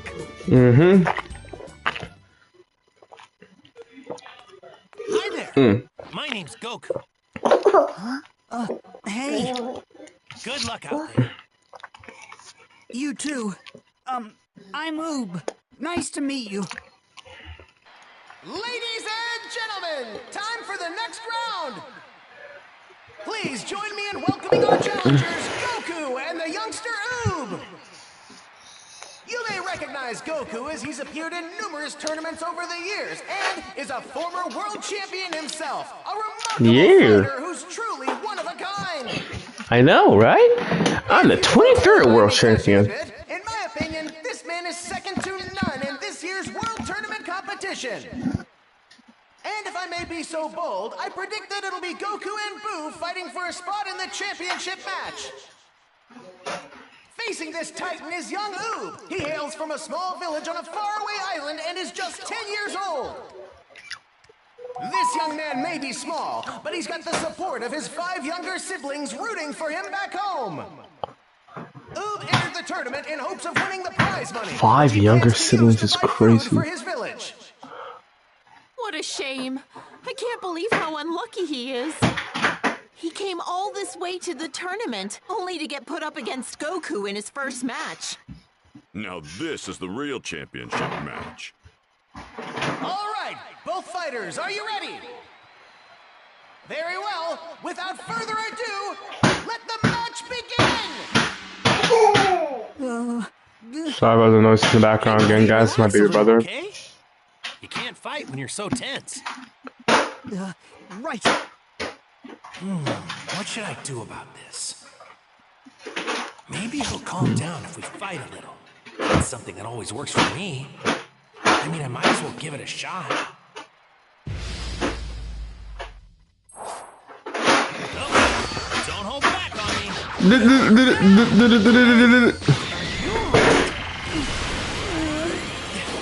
so nervous. What do I do? Oh, I know. I'll try to get mad like I did with Gohan. Hey, kid! What are you doing here? This is an arena, not a playground. What did you say? How do you like this? I can't believe my eyes! Ooh, unleashes me! Come on, it's me, Goku. Hey, it's me, Goku. Hey, it's me, Goku.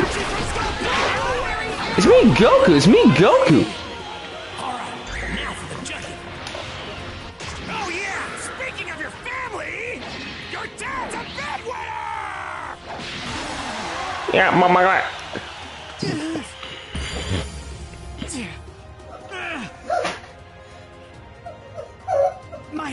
My mother isn't fat. My family isn't ugly. And my dad doesn't wet the bed! Whoa, this is unreal! Wow, look at that power. Somehow this music kind of fits. Nice.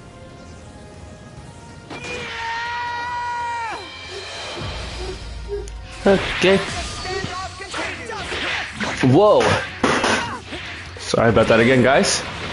Whoa. My family like that.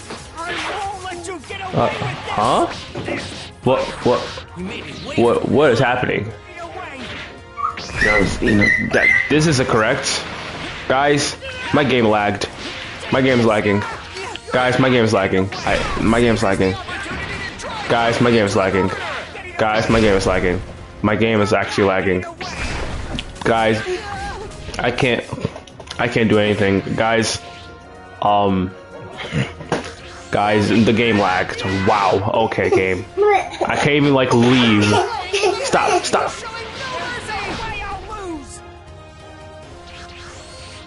We gotta like sit here and like have him beat our ass, guys. This is actually ridiculous.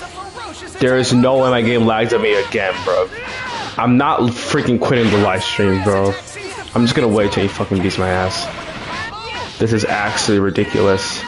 He's not even doing shit. Bro, why did the game have to lag?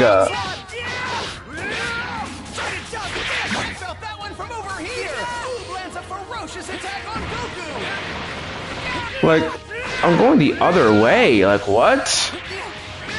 Like, I'm not even jumping the right way.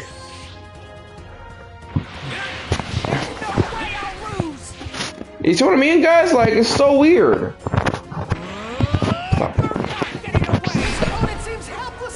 Okay.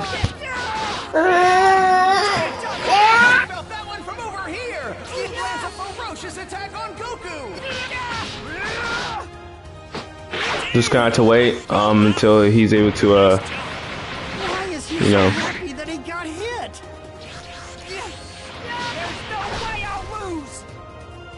Just gonna have to wait until you beats my ass, guys. There's something I can do. Furious attack seems to find its mark. Can he follow up with a combo? Getting away. Take this. Oh my God. Come on, noob. You got it. You got this. Take your time. No rush. No rush, guys. No rush. No rush. No rush. No rush.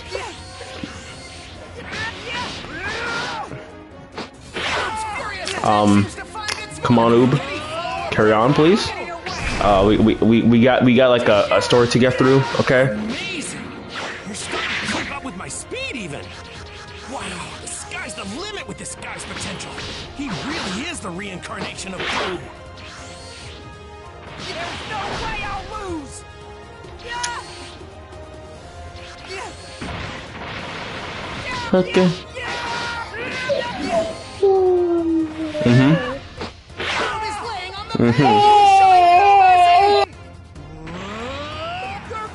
I'm so sorry for all the noise, guys. I don't know what's up with my big brother. Come on, Oob. Take your time. Just take your time. Take your time, Oob. Take your time. No rush. No rush. No rush. You're almost there. You got it. You're almost there. You're almost there. Can you like hit me? Come on, Oob. Come on, Oob. Come on, Oob. You got this. Just kill me, and we'll call it a day. Oh no, Goku is down. Will he get back up? 1, 2, 3, 4, 5, 6, 7. Hey, it's me, Goku. Hey, it's me, Goku. He's not giving up that easily. Goku is. There we go. Okay, guys. Now we can beat his ass.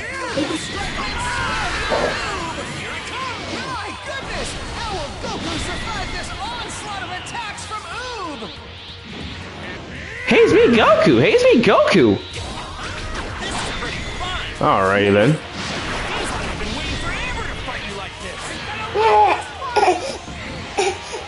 Okay. Don't worry about it. I want to see how fired up I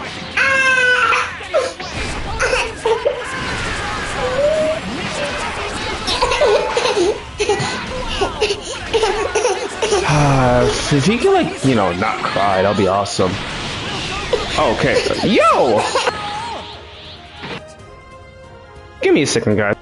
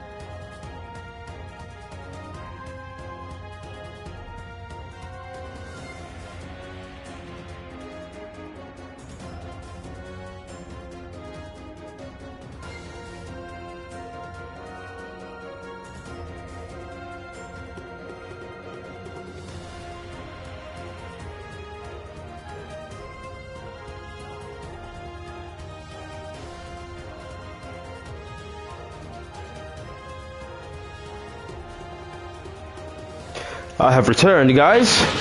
Now then. Okay.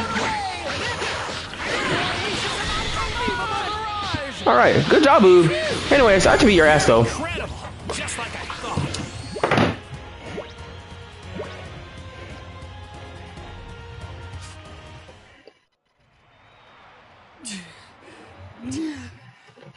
I have to beat him. No matter what it takes. I gave them my word that I'd come back victorious. I made everyone a promise. That's why I won't lose again. I have to.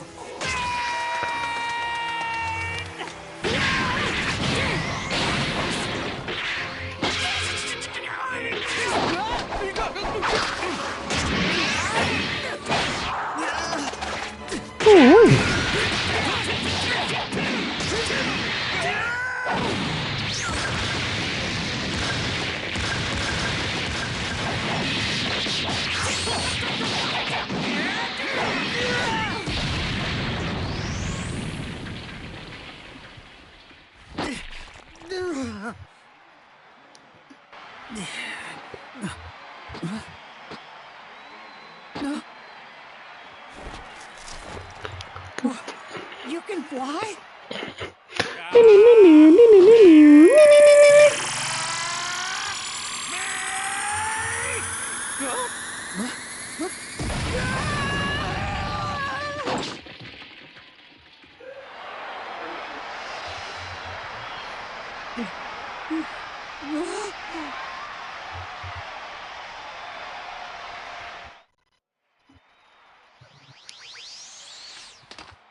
Wait, how are you able to do that? Surprised, huh? I take it you don't know how to fly yet, right, Oob? That's a bit of a shame. But you never had a teacher, so it's only natural you wouldn't have learned how. Huh? I'm sorry about everything I said about you and your family. I didn't mean it. I just wanted to see how strong you really were. See, you were bottling up your strength. I had to make you angry for you to unleash it. But it worked out. Plus, you got to learn a bit more about yourself. Look, you're really strong. That was a great fight. The problem is, you don't quite know how to control your power yet. I'm betting you've never fought like this before, have you? No. Yep. That's what I thought. Hey, I know. I've made a decision. Why don't I teach you to fight? I could even come live in your village. How do you like the sound of that, Oob? I guarantee you'll get stronger. Oh, thank you. But you see, we're poor, so I have to work. Sure, fighting is fun, but I just don't have time for it. Oh yeah, that is a problem. But we just need to get you money, right? If we can find a sponsor for you, then everything will be fine. Wait a sec. I know just the guy. Mr. Satan has a ton of money. Really? He does? Yep, we're covered. Oh, by the way, if anything bad ever happens to me, it'll be up to you to keep the world safe. This is gonna be awesome. Huh? Be right back. Hey guys, sorry to spring this on you without any warning, but I'm gonna go live in Oob's village. Who would do it? Only at your Pizza Hut. I'm not sure how long this will take, but I promise I'll swing by and visit. Thanks for understanding. Hold on. You're leaving us? Later. Not again. Grandpa, no! What's wrong? Grandpa, you're not really leaving, are you? Yeah? You can't go yet. It's not fair. Please. What do I do without you? Hey, come on, don't cry, Pan. It's not like we'll never get to see each other again. Dry those tears, kiddo, because I'm gonna come visit you. You promise? Yeah, I promise. But you can't be sad while I'm gone. Okay. All right, that's my girl. Sorry about this, Vegeta. I was really looking forward to another fight with the Prince of All Saiyans. We couldn't have fought for real anyway. Next time we fight, we'll need an entire planet to serve as our arena. You're too much. We'll settle this one of these days. And I'll defeat you once and for all. Sure.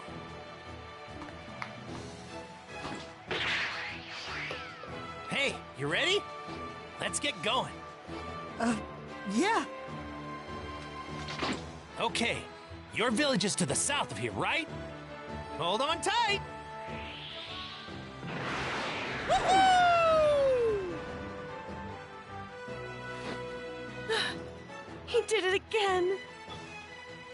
You know how Goku is. I haven't seen him this happy in a while. You can't fool me. You say you're training him to replace you. But I know the real reason you want that boy to get even stronger. You're always looking for yet another sparring partner. You can't fool me. Yeah, oh yes, I know, old friend. I know you can't. That was awesome.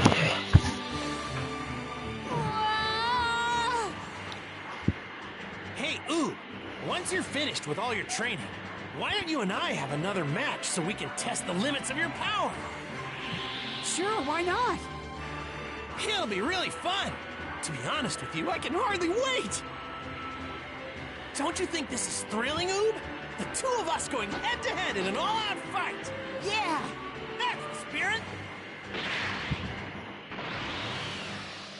Your training starts now! Yes! You got more than that. Come on, let it out!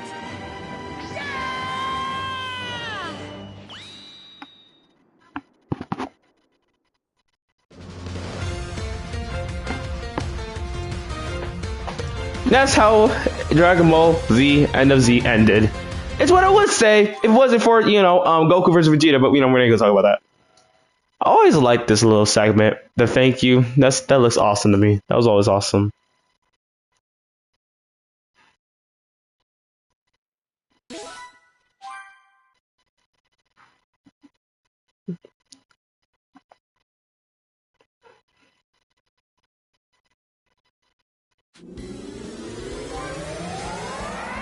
What players ended.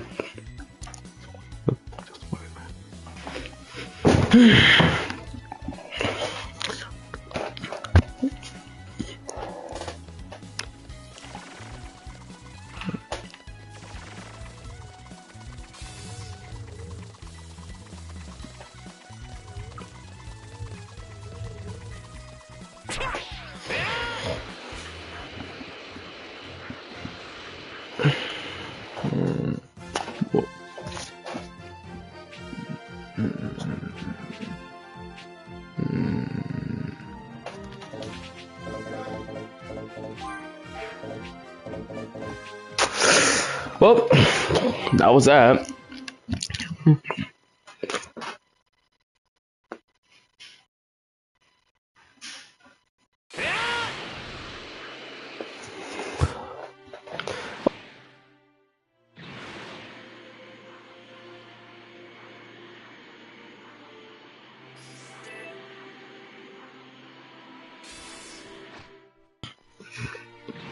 I knew it. I had a feeling that I wasn't talking.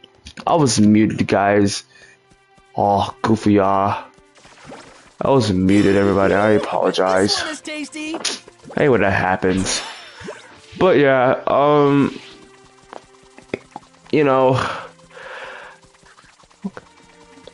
yeah, pretty cool. I was just saying like random stuff. But yeah, we've been on here for like almost 2 hours, so that's crazy. So how y'all doing? Hope you guys are doing alright, you know what I'm saying? It's been a pretty nice chill live stream. Nothing too big, nothing too drastic. You know what I'm saying?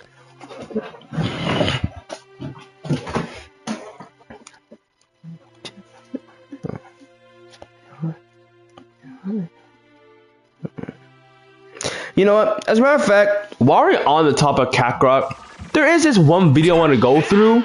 I don't know if you guys will hear it, but like, there's this video I want to play for y'all.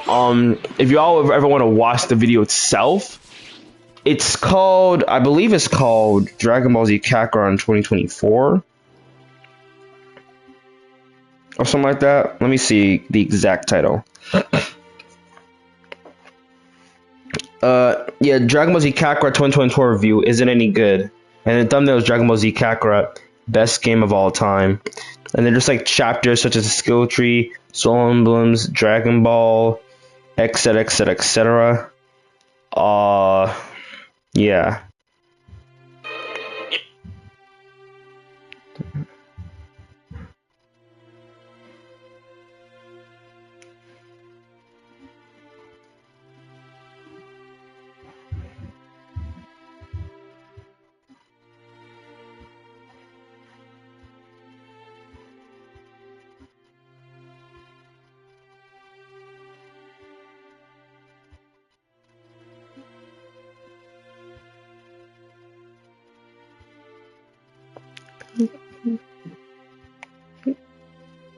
Okay.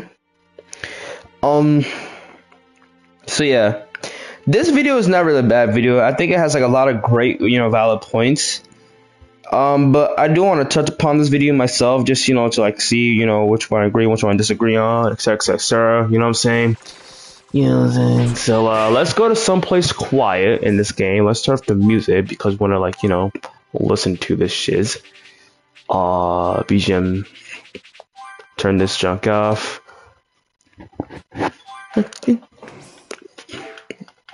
While we are, going listening about it, talking about it, while we're listening, and going to talk about like a video, someone who made a Dragon Ball Z Kakarot review for 2024, when we're playing Dragon Ball Z Kakarot. It's supposed to be Dragon Ball Z Kakarot discussion / chill live stream because it's my YouTube channel and it's Kakarot related, and it's my YouTube channel, and no one can stop me.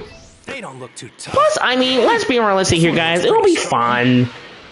And besides, like, it's still on the discussion topic since it is also called a discussion. So, chimichangas, let's do this. Okay. Alright. This is a pretty nice little spot. You know what I'm saying, but I like this spot. The spot's pretty nice. Pretty quiet, secluded, you know what I'm saying? This is Grandpa Gohan's area. Gotta love it.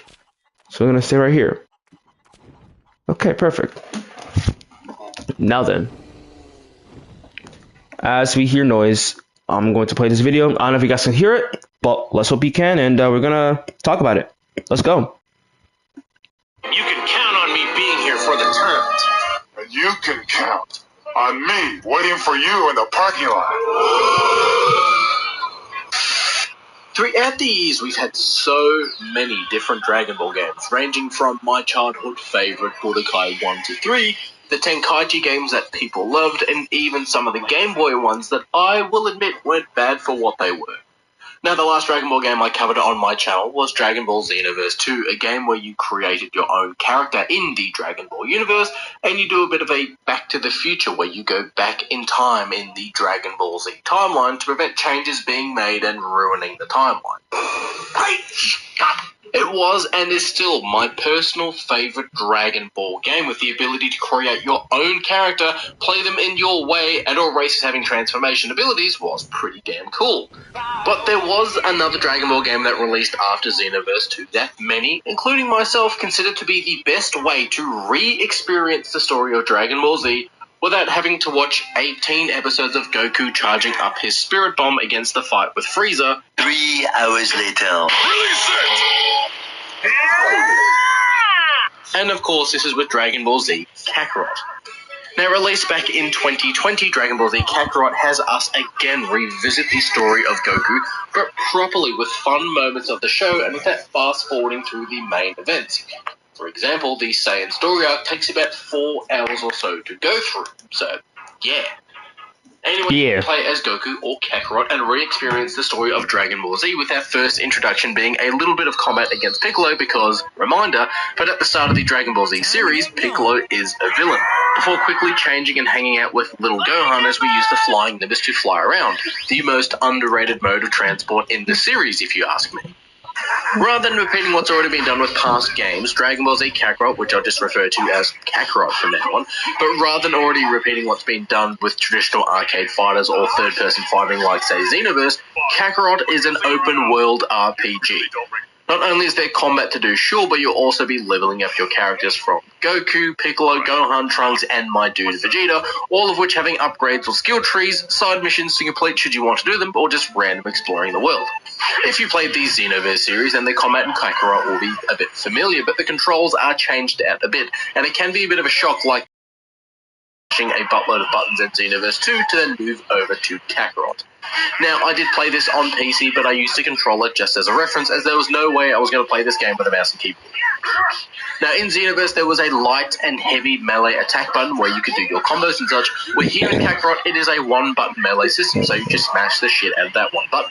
Now, one button is also used to throw those small, quick energy ball attacks, basically like, say, throwing a tennis ball, but there's also a button to do the step, which is that wicked quick movement dash ability that's pulled straight out of the show, and the final face button on the controller has you charge your energy or activate your surge ability, which acts as a separate temporary buff.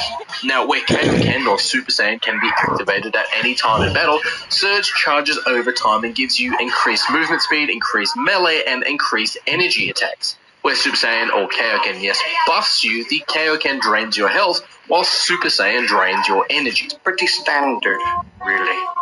Controller triggers are used for blocking, and depending on what face button you press to, allow you to vanish and appear behind your enemy for quick attacks at the cost or use of your own energy, as well as having your special or unique attacks and your transformations like Kaioken, the Kamehameha, or instruct allies to use their abilities. Now, right now, he is this explaining a lot of what Kakarot does and how the system works, and especially his combat system in a much more, pretty much accurate way. And he doesn't really miss any points, so I can I'm enjoying it so far. You know what I'm saying? Like I said, I already watched this, but having y'all watch this, so you know. The final buttons on your controller will be the D-pad buttons, which allow you to use items just like you could in, say, Xenoverse, where you can use a Sensu Bean or whatnot to heal yourself. The combat generally plays a bit like it's pulled out of Xenoverse, and that is the third-person, pseudo-third-camera style arc, where you can easily track enemies and where you are. When enemies use ranged or certain attacks, we get this highlighted field of trajectory of where it's going to hit us, giving you enough time to, say, block or dodge out of the way. The combat does, however, slightly change up when going up against characters when they're doing their signature attacks. For example, when you're fighting Raditz with Goku or Piccolo, he'll do his double Sunday attack, and the game moves more or less into a bit of a mini-game where you need to move up and down to avoid the beams, or when facing off against Raccoon on Namek, you get this over-the-top camera style where you need to avoid falling damage. They're all cool little micro-games that break up the, yes, entertaining but repetitive combat of Kakarot. Sure, you'll simply find yourself mashing the dodge button to get out of the way, but it's still kinda refreshing. Now, in a cool little addition to, a bit like other RPGs, say like Mass Effect, you can instruct your allies, if they're in a fight with you, telling them to use certain abilities and such. For example, when facing off against Nappa, I got Krillin to use the Solar Flare, which would blind and stun your enemy for a short period of time, while I got Tien to use one of the coolest abilities of all in Dragon Ball, the Tri-Beam. Now, you can't spam these attacks, though, as once your ally uses their special ability, their face icon, if you will turn grey and then slowly recharge over time until you can use that ability. Oh boy, okay.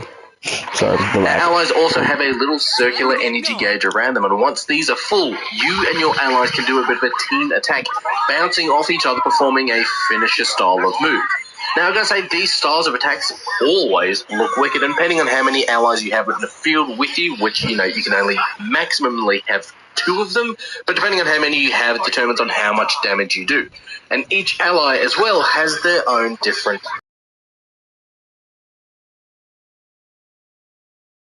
Piccolo will take the brunt of the hits, where Vegeta is an aggressive attacker, always on the charge, while Krillin is a healing character. Outside of combat, Kakarot is an open-world game, but more so in the account of, say, Destiny or Marvel's Avengers. And okay. Wait just a second. Let me tell you something! It kind of works, but it is an annoyance at the same time. Now, when roaming around on the Earth, you'll have the free reign to explore biomes in the game, some of which share the same area. For example, you can go to Goku's house or Grandpa Gohan's house, as well as Yamcha's hideout from Dragon Ball, and it's in the same mini-open world. Where, say, Master Roshi's house or Korin's tower, they're in 2 completely separate different areas. Now, to move between these areas, you can fly straight up into the sky, which will just open up the world map, or you can simply open up the world map from just opening up the map. Now, yeah, it is an open game, and the biomes are quite decent in size, but it can get annoying when you get missions that say, go to Master Roshi, then go see Chi-Chi, and then go see Mr. Popo. Now, there are loading screens too, unfortunately, when you're moving between these areas, and thankfully it is a pretty quick load, at least for PC for me. Now, the world is full of activities to do, like small side missions, like finding where Turtle hid Master Roshi's porno mag. That, the earlier comment he made about, with the, you know, the biomes and there's some quests, certain fetch quests, you could say. Yeah, those do get annoying. I can't really blame on that. But, you know, I guess it is a way for them to, have explore the world, get used to the world and world building. But even then, there are probably other better ways to introduce that idea or like, expand on that sort of like fetch questy idea instead of it just being like very repetitive and tedious and go see there, go back here, go see that, go do that, blah, yada, yada, yada. Sometimes you even have to do like certain fights that are also repetitive at the same time. Like you usually be fighting like robotic Red Ribbon Army robots a lot of the times, and it'll just be like, what the hell? But overall, I can't really blame him on this, take. This take is pretty valid.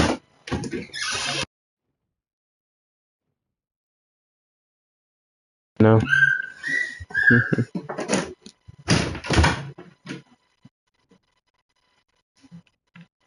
Whoopsie daisy. All right, sorry about that, guys. My family member just came in. Magazines, gathering parts for Bulma. You can also do some fishing. The world is full of activities to do, like small side missions, like finding where Turtle hid Master Roshi's porno magazines, gathering parts for Bulma. You can also do some fishing. You can hunt animals or, well, find the 7 Dragon Balls and make a wish. Mm-hmm. The world is also full of these little different colored orbs, a bit like, say, how Crackdown had those orbs all over the city. Yep. And collecting these orbs are used for currency in your talent tree, which I'll get to in a minute. Mm-hmm. Now, what kind of blew my mind is, yeah, the world of Kakarot is huge. It looks great. There's dinosaurs roaming around, there's animals to hunt, there's fishes to catch. It feels like the creative world that Dragon Ball is set in, but Dragon Ball Z sort of kind of left that world behind and focused more on the characters. But that sort of sense of awe is here. When you're finding the Dragon Balls and you want to make some wishes, you'll need to go into some different locations here and there. And going underwater, there's actually environments underwater, and it's wicked. The only thing it needed was some underwater wildlife. Yeah, that would have been cool. Now, what Kakarot does really well is retell the story of Dragon Ball Z without skipping through everything. In previous games, the first person you fight is generally Raditz, and yeah, Raditz is the first threat in the story of Dragon Ball Z. But if you've not watched the show in a while and you've just revisited the story through the games, but Raditz was stronger than Goku and Piccolo, who were enemies at the time, and it forces them to work together. Where here in Kakarot, you face off against Raditz 3 times, and straight after you defeat Raditz, Nappa and Vegeta don't just arrive. You play as Gohan to search for food, and you hunt dinosaurs, and you grow as a character. Now sure, it does skip over some small, sort of pointless moments like the fake Namek that Krillin, Bulma, and Gohan arrive on before getting to the real Namek, or the complete sub-story with Garlic Jr., because, who else wanted to play the Garlic Jr. storylines? And there's like other ones where they just get Final Flash and Trunks versus, Cell for some reason. And they also skip some of the junior matches. Yeah, it's a lot of things, but still pretty much like I want to say 97% accurate, 98% accurate. You know what I mean? But just a mild point of stuff, But it's still, like I said, pretty accurate. Retell the story, pretty accurate. And a more manga animated adaptation. But in some instances, the game is a bit stretched out, and it has some cutscenes or moments that feel like it was pulled straight out of a Metal Gear game, and that it is cutscene after cutscene after cutscene. Yes. Perfect example would be literally the entire like tournament scenario in the Buu Saga, where it was all just cutscenes and cutscenes and cutscenes and cutscenes. Like, it was just too many cutscenes, bruv. Too many. To give us some memorable moments of the series, like, we'll be playing as Piccolo as we look after Gohan before Vegeta and Nappa arrive, and the best filler episode of Dragon Ball Z is available as a side mission, well, it's actually sort of a main mission, you kind of have to do it, where Goku and Piccolo go for their driver's license. But speaking of cutscenes, the pre-rendered cutscenes are a thing of beauty. And while Kakarot is still a good-looking game, these cutscenes are fantastic, and it gives me hope for what next-gen Dragon Ball games we might get in the future. Like, look at how good the lighting, winds, and effects are right here. But gameplay graphics, Dragon Ball has some great little attention to details, which also work great when paired with its iconic sound design. Calling in the Flying Nimbus as Goku was always a fun little Easter egg for me. Hearing that iconic whoosh as it arrives with that bubbling mechanical sound is awesome.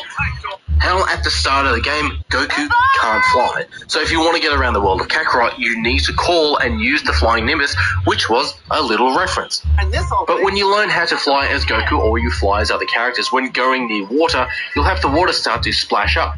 Goku's hair and clothes move around him when he's flying. The color palette on the screen is bright and bubbly, and energy attacks look fantastic. Now, one of the main complaints people had with combat in previous open-world Dragon Ball games is invisible walls, at least when it comes to, say, something like Xenoverse, where thankfully here there are no invisible walls. So if you smash your enemies so hard that they fly through multiple rock pillars, well then you're chasing them or they're flying back to you.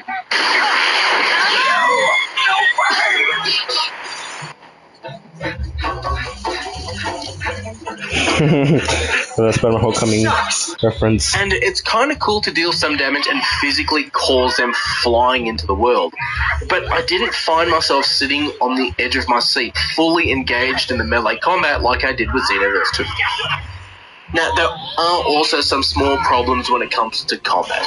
The enemies have this stun bar under their health, and when that goes down to 0, you've basically broken them, stunning them for a few moments. And any special attacks you do during this time gives you this rad mini cutscene when you do a special attack.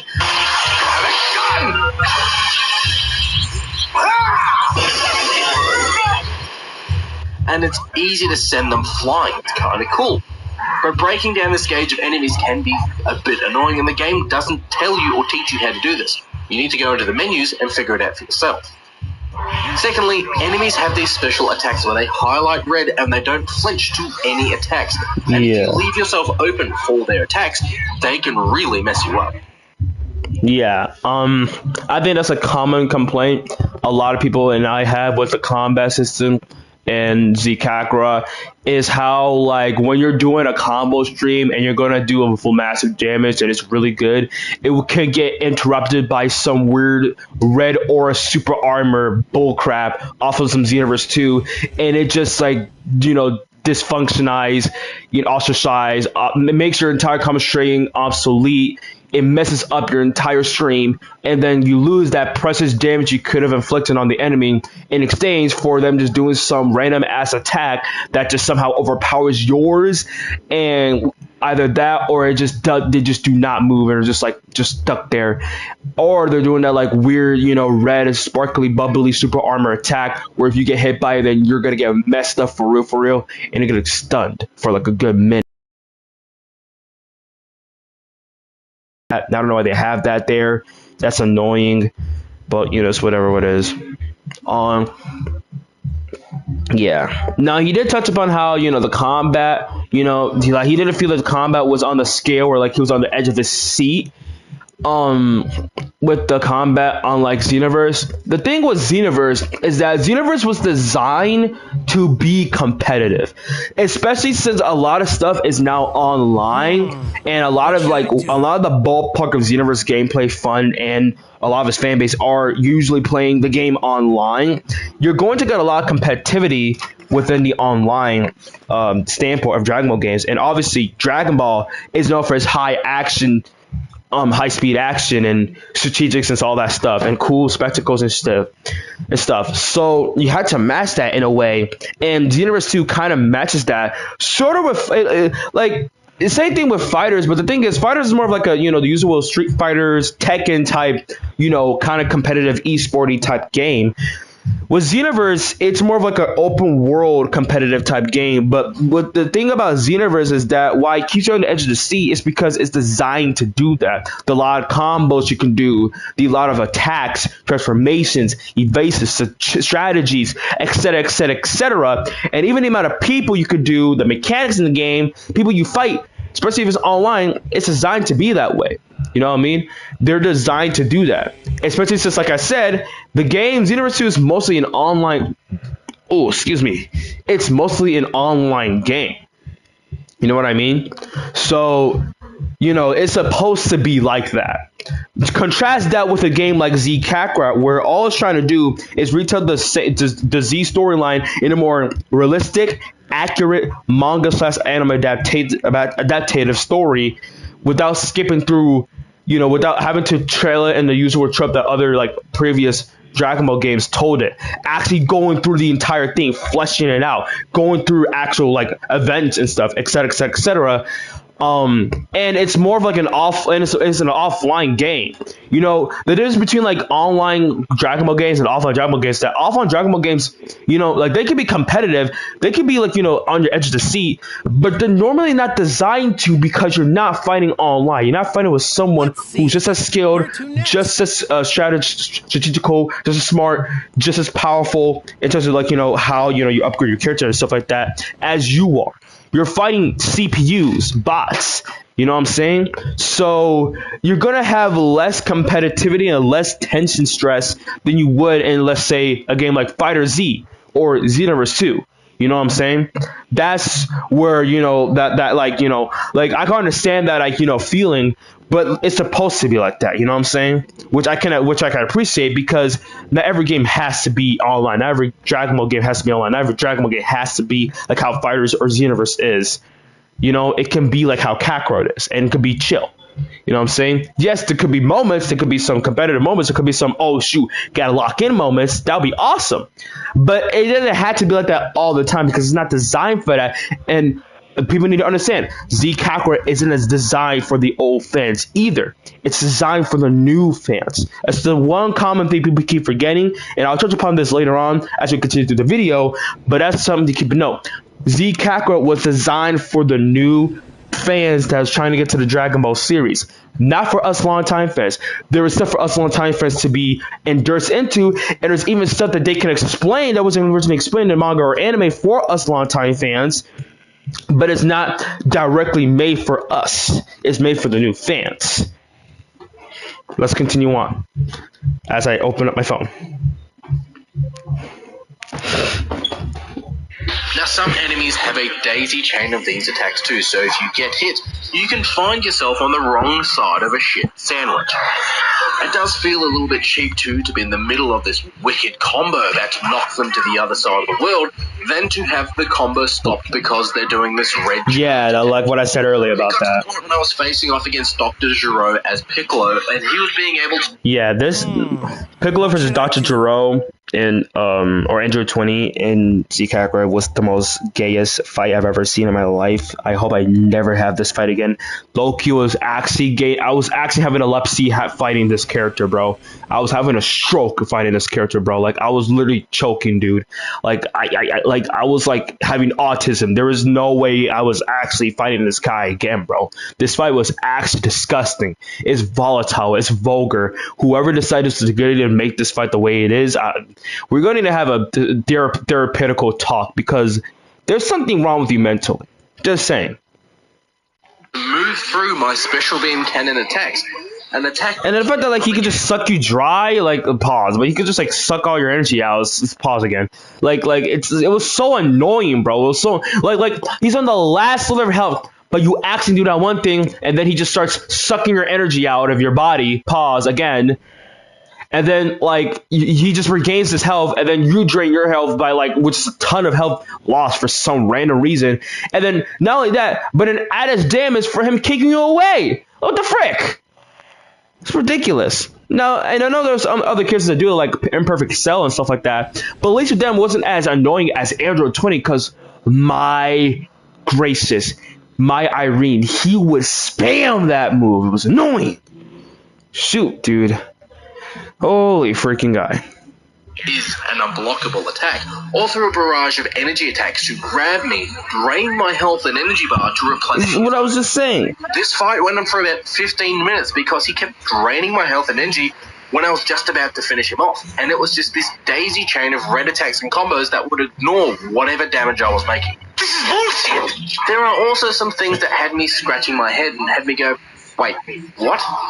One of those is the beam lock. Now, I remember when I first saw this Dragon Ball Z Budokai 3 when I was a kid, when I was growing up, it was one of the coolest things I ever saw, and it reminded me of the Kamehameha versus Gallic Gun scene at the end of Season 1 of Dragon Ball Z.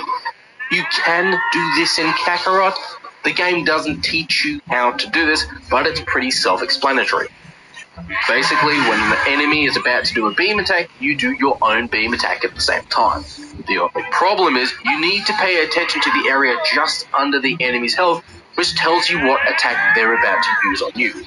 Then you need to fire your beam attack at the same time. If you do this too early, you'll interrupt the enemy's attack, cancelling out their beam attack. If you do this too late, they'll do the same to you. But some enemies fire their super or iconic beam attacks super quick, where it's the point where your attacks need to charge up, and it gets kind of annoying. With that, I think some beams or enemy attacks should or could have been scripted in combat against enemies, at least for story missions, because Goku and the gang don't take physical damage or cosmetic damage during battles, yet once the fight is done, you'll see Goku with a ripped shirt or Vegeta with a broken shoulder guard. Where it could have been cool to say, have a quick little, timed event, a button mash, or a little scripted event here or there where we see Goku get grabbed or beaten up, causing his clothes to rip and tear during the fight, which would then make sense of why his shirt's missing. Yeah, like I don't mind that take. I feel like, it was kind of weird how, like, they would just, like, have their, like, clothes just, like, like one moment they're like perfectly fine, then the next month after you beat their ass, just like, oh my gosh, my arm is ripped off. Like what even happened that caused your arm to be ripped off? It's like, what? But yeah, some scripted moments would have been pretty nice to have. But it is what it is. They kind of do that in some of the DLCs, but it's not like in the sense of like, oh, this certain moment happened, and you actually see that, like, it's not really like that per se. It's kind of like, it's one of those like follow-ups, and then it has that scripted moment that can be also like a cutscene in a way. But it is what it is. As the game has us replaying and retelling the story of Apology if y'all hear the music. Listen, they always play music. Okay, I'm sorry. Let's continue the video though. We're not playing as a custom character. Characters can have their, outfits and changed completely scripted in the story mode and molded to what mission we're doing or fight is taking place here, rather than just a cutscene changing our outfits between fights. Now, there is a mechanic in the game that I'll just flat up say wasn't my jam, but I kind of get why it's in it in some way, and it's the community board aspect of the game. Now, each friendship or connection Goku makes, he'll have a soul emblem, if you will, that he'll place down on a community board. Now, there are multiple boards, such as the Z-Fighter board, the cooking board, the adventure board, the training board, or the adult board, and each of these boards give you buffs like more damage or more zenny that you can earn, which is the money in the game. Each character or soul has a particular preference as to what board they prefer to be put on, or what board or what preference can be leveled up. For example, the adult board is basically a pile of porno, and Master Roshi is the staple head of that board. To get further buffs, you put the relevant characters on that specialty board. For example, Launch is really good at cooking, so you put her on the cooking board with Chi-Chi. But the kicker is too, some characters or souls get buffs when they're linked to other souls. So if you put Trunks and Yajirobe together, they are linked together because they're good at swords. That's the buff that they have. But from that, Yajirobe is the staple head for the adventure board, where Trunks' speciality is constructions and gadgets, and he'll be more suited to being on that board with Bulma. This system works as a physical representation that, well, Goku becomes friends with really everyone.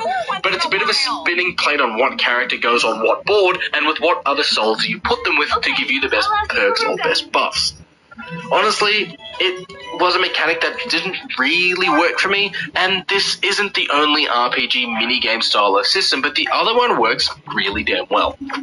Now, there's a food system in Kakarot where if you eat food, you'll get perks or buffs for certain periods of time, and you'll get ingredients for food by punching deer, causing them to explode, or by fishing with a fishing rod if you're playing as Vegeta, or a fake Saiyan tail if you're playing as Goku, which, yeah, it's a bit weird. But you get meat, which you can then find with other ingredients at a campfire and then put it all together. Now, alternatively, you can get recipes and give them to Chi-Chi, who will then make a full course meal for you, which will give you more buffs and perks. Now, at first I thought this was a bit of a gimmick, but then I found in some fights it was getting a bit difficult or too close to losing, but if I was eating food before going into sort of an iconic battle, I was getting a pretty decent buff. You also generally need to eat at campfires or rest to restore your health, as if you daisy chain from mission to mission, Goku's health doesn't restore.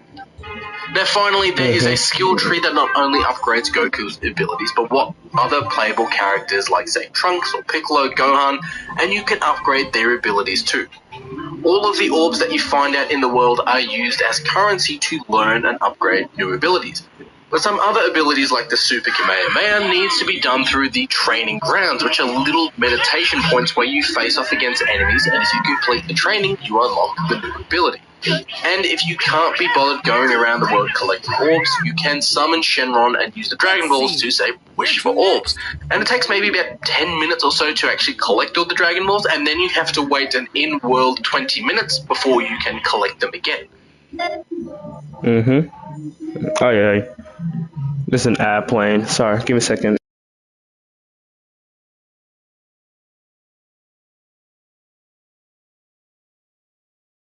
Alright. Again, though, there are more random components added into the game, like vehicles. At the start of the game, Goku can't fly, and you'll be using the Nimbus to traverse around. I'm aware! But once Goku heads off to face off against Nappa and Vegeta, he knows how to fly, and flying is much faster than using the Nimbus. But flying uses energy. Now, there is a fun mission during that 3-year period where the androids are, gonna arrive, and Goku and Piccolo go and do their driver's lessons, and you can get in cars and vehicles here and there. Now, to sort of have a permanent car, Bulma needs to make you a car, which can then be upgraded and such, but it's a bit like Dragon Ball The Breakers that came out last year. Like, who asked for this mechanic?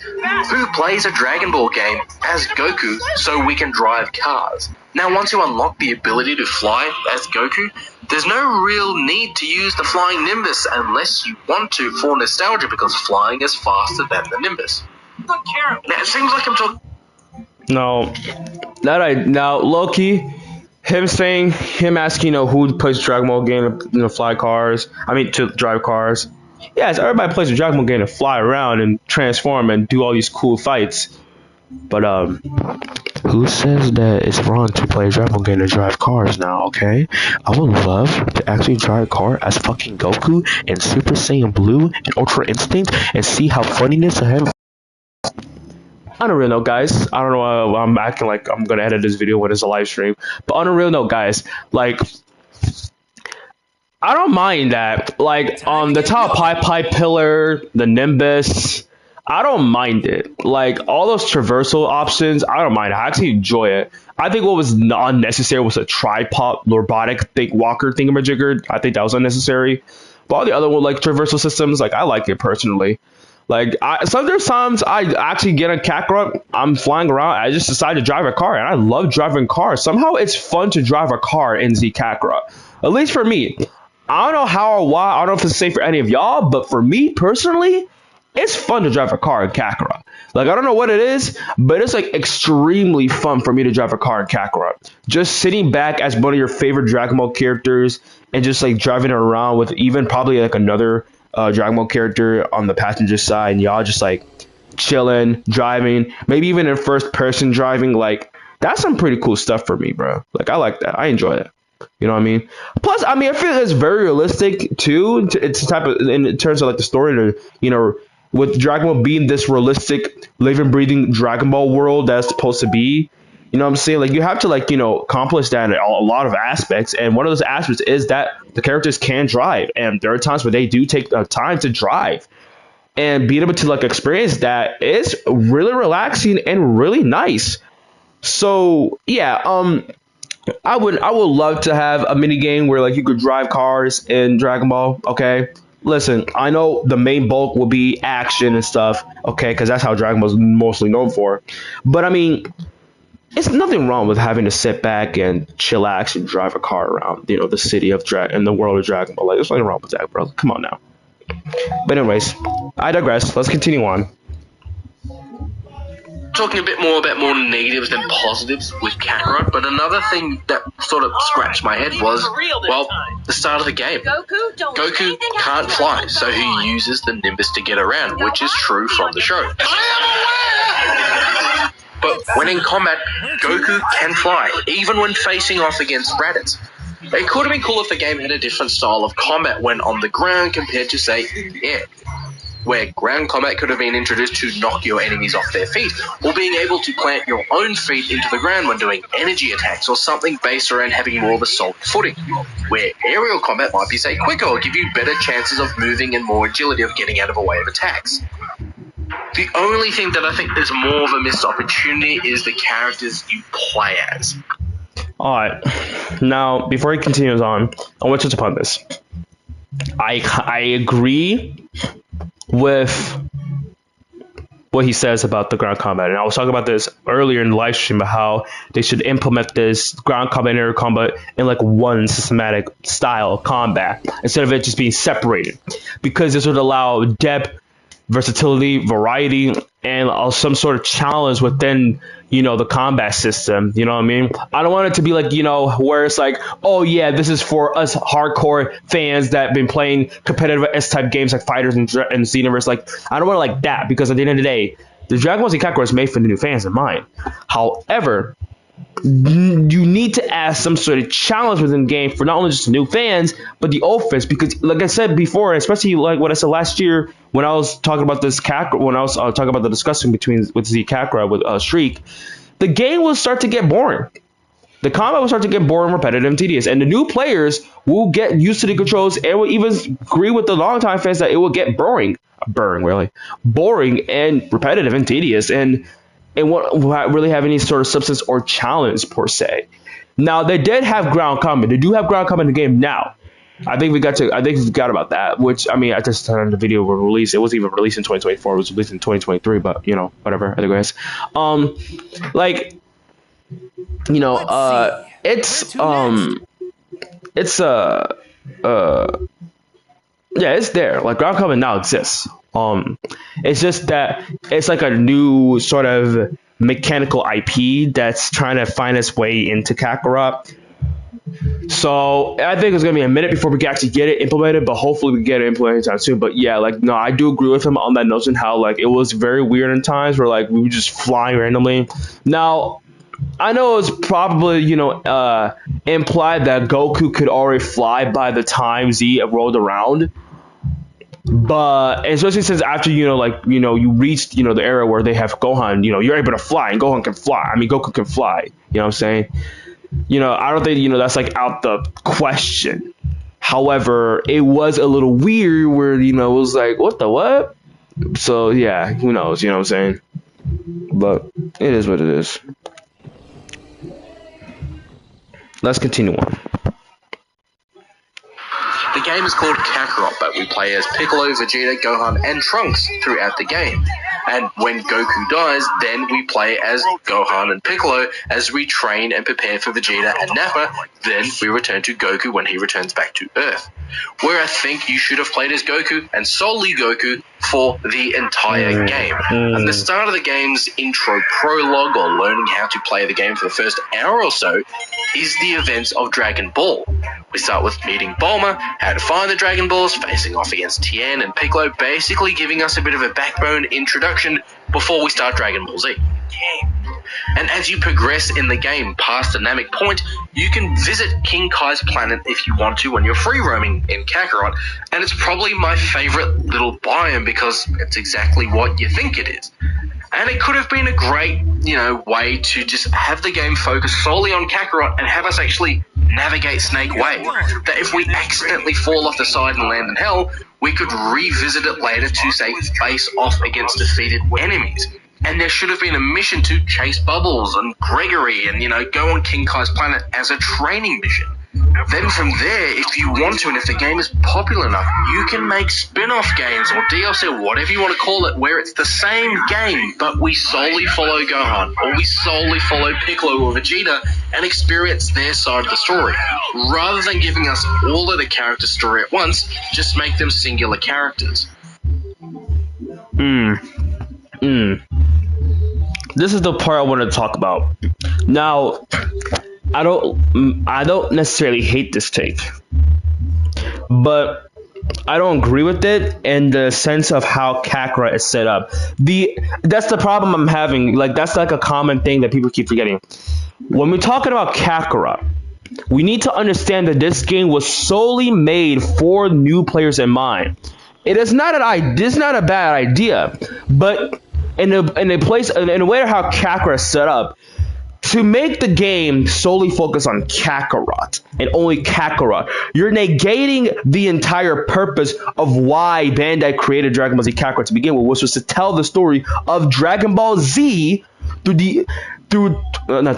for new people who either got through the series or got through the entire Dragon Ball community through either Super or never just watched it at all. And so they have Dragon Ball Z Kakarot as a replacement to have a better way of understanding what happened during the Z timeline without having to watch the anime or read the manga.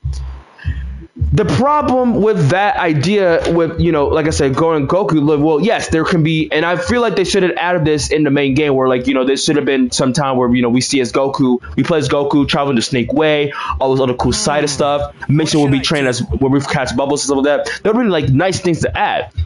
They should have added that. That's something they should have just added. But I digress. To have just like only Goku and solely Goku, yes, I understand the game is called Dragon Ball Z Kakarot. It's telling the story about Goku, also known as Kakarot.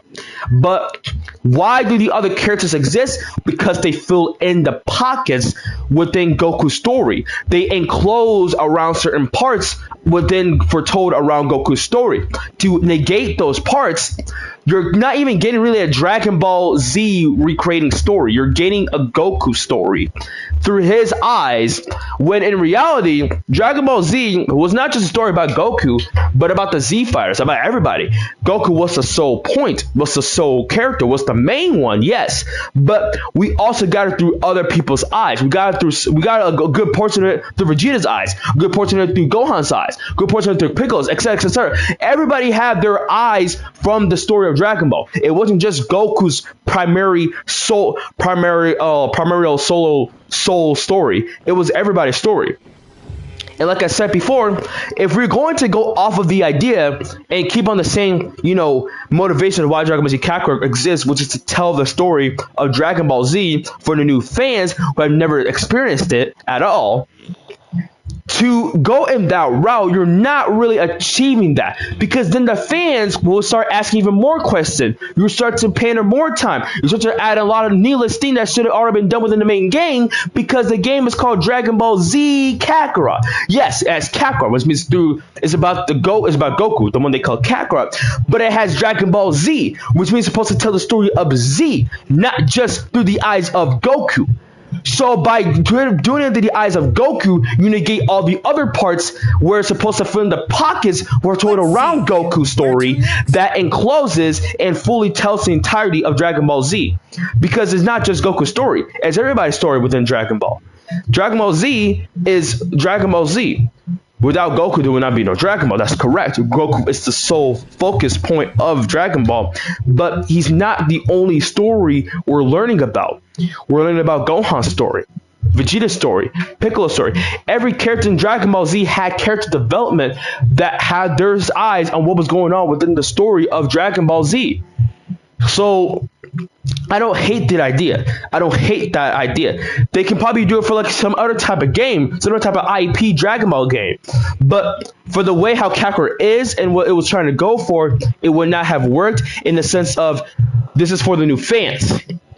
To tell the story through just playing as Goku and Goku alone would not make any sense if you're trying to retell the Dragon Ball Z story in a more realistic, living, breathing video game version adaptation of the manga's anime version. I mean, well, origin of Dragon Ball Z. That's my take on it. Again, like I said, I don't hate it. I can see where he's coming from with that idea, but it wouldn't work in the type of, kind of game and the type of style or what the type of direction Dragon Ball Z Kakarot was going for. You know what I mean? That's why I feel like, it wouldn't really work out. Plus, I mean, even with that, Dragon Ball Z Kakarot, it's its own thing. You know what I mean? But yeah, let's continue on. but the game is visually stunning. I had no game-breaking bugs. I experienced no crashes. The only thing the game was missing, and I only noticed it because I was playing on PC rather than on my Xbox in my living room, is there's no ultra-wide support, and that's the only PC issue I can think of. Now, just like Xenoverse 2, the game is still getting DLC to this day. We've got the Battle of the Gods and the Resurrection of F DLC on top of the two most popular Dragon Ball movies with Bardock, the father of Goku, and the history of Trunks. Also, Kakarot is basically a perfect foundation for a Superman game, seeing as Goku and Superman are so similar, and if the devs behind Kakarot made a Superman game, you'd have a pretty good game. In terms of like, I guess in terms of like, like what they stand for with their powers and stuff, and like their origins, yeah, you can say that. And yeah, they try to write Goku as like an accidental hero, because a lot of the stuff he does accidentally cause him to do heroic actions. But I mean, Goku at the end of the day is also a different person. You know what I mean? Like he just like what he stands for is something so simple yet powerful, which is he wants to become strong. He's not strong. Goku isn't Goku because he's strong. He's strong because he's Goku. You know what I mean? Goku's character revolves around his strength being strong. You know what I'm saying? His character naturally makes him strong. It's not the other way around. You know what I'm saying? So, yeah, there is some complexity. There are some differences between Goku and Superman. But I can understand, like, the general, like, backstory is similar. Goku's backstory is similar to Superman's. What they stand for in terms of like, their powers and what they do and stuff like that. That's so much similar with Superman's. But like, I'm talking about like the actual characters themselves. How they act, their personalities, etc., etc. No. Yes, they care for life. They both care for life. They don't want to harm the innocents, etc., etc. But like, they both stand for different things. They both have different belief systems. I mean, I won't say beliefs. My fault. They both have different beliefs, different values, different life lessons. Different. They both went through like different trials. You know what I mean? Different experiences, different life lessons, life experiences, different trainings and stuff like that. So yeah. But what should I do? I mean, I kind of understand what he means by like making it a Superman game. You know what I mean? Like if they're ever going to make a Superman game, they could probably follow like a Dragon Ball Z Kakarot type foundational IPS type style, just more like DC like and not anime like. But even so, there has to be balancing, challenge, and all that stuff, and then you have to take accountability for those. But it's just like like an adventure style. We level up Superman stuff like that. Yeah, I can see that. I can see it. It's not out the window. You know what I mean? Like it's there. You know what I'm saying? I can see it. But back to Kakarot, though. It's an open-world Dragon Ball game where you relive 80% of the story without flying through some battles or tossing them aside. And any that were thrown aside, like, say, Garlic Jr., they weren't major. It's got the option for both English and... I think you also forgot that like a lot of like stuff in the anime were like filler. Like I believe the Garlic saga, I believe, in Z was filler as hell. So just his like the original movie where it featured Garlic was non-canon. Like it took place in like a different timeline. So like the Garlic arc was even like real, to be honest. It was just filler. Like no one remembers that shit, bro. Like no one remembers this shit. And besides, Kakarot was more like following in the manga footsteps rather than the anime footsteps. Or my fault. It had a lot of anime stuff. I'm saying like it followed more. It was like you leaning on more manga stuff than it was with the anime stuff.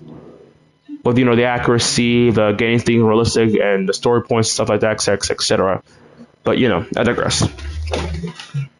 Japanese voice acting, the only thing it needed, in my personal opinion, was maybe the American music and themes, seeing as that's how I watched it when I was a kid. I think it would have been awesome, if Z Kakarot had, the ability to pick the American soundtrack and the or American soundtrack themes and the Japanese soundtrack themes. No, yeah, they would have to go through licensing and special permissions and rights, but I mean, I think that would have been, a pretty cool thing for them to do, or at least have like, some sort of like, like with some of the like other songs they have. Like for example, like Bardock song, like yeah, you could actually buy the original anime music pack and get the original one, inside Kakarot. But when you actually get the DLC, it is that song, but they kind of like made it like their own a little bit. Like they kind of like remixed it up a little bit, just so like it's definitely that song, but it's not like an entire like they didn't like actually get it from the original source. It's like their own way of that same song. They could do something like that, but that's just me personally. Why? I don't think it's like necessary. I don't think it's a necessity. I don't think it's gonna damage the game or it's like a detrimental thing to the game. But it would have been nice, if they had that, especially like it's that same the point me and Streak pointed out in our live stream when we were talking about the Z Kakarot and we were discussing it back in like 2023, during that time. We're like, like it would have been nice for them to, do that, especially since the game is made for new fans. Relive that fans for the Americans and all the other people. But how it is. How it is.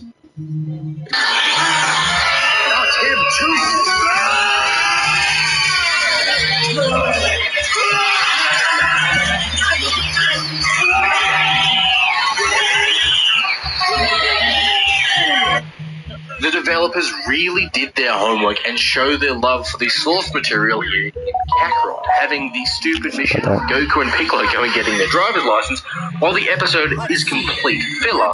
It is one of my personal favorites. But is Kakarot better than Xenoverse 2? I don't know. One game lets us create our own character and re-experience the Dragon Ball timeline with some changes and challenges here and there, while Kakarot is an in-depth RPG retelling of the story of Dragon Ball. It all really depends on what you feel like playing. Yeah. If you want to make your own Saiyan or Namekian and train under Tien or Piccolo, then there's your answer. Now, if you want an open-world free-roam Dragon Ball Z game, then Kakarot is the only way to go. Now, you might be sitting there going, Judy, you brought up a lot of negatives in this video. How can you say Kakarot's a good game? Well, the combat, the free roam, the story, it's all pretty damn good stuff. And there are a lot of negatives that I brought up, but sure, they're just personal issues that you may not have a problem with. There weren't any game-breaking bugs or anything like that, and I'll return to Kakarot anytime I want to play a Dragon Ball Z game as the Z Fighters. Just as I'd return to Xenoverse 2 anytime I want to create my own Dragon Ball Z character. But whether you've been a fan of Dragon Ball Z since you were a kid watching it before you went to school in the mornings, or you've just started watching it after your friends have been pestering you to watch it, I'm looking at you, Deanna and Tom, always remember to play with each other and play with yourself.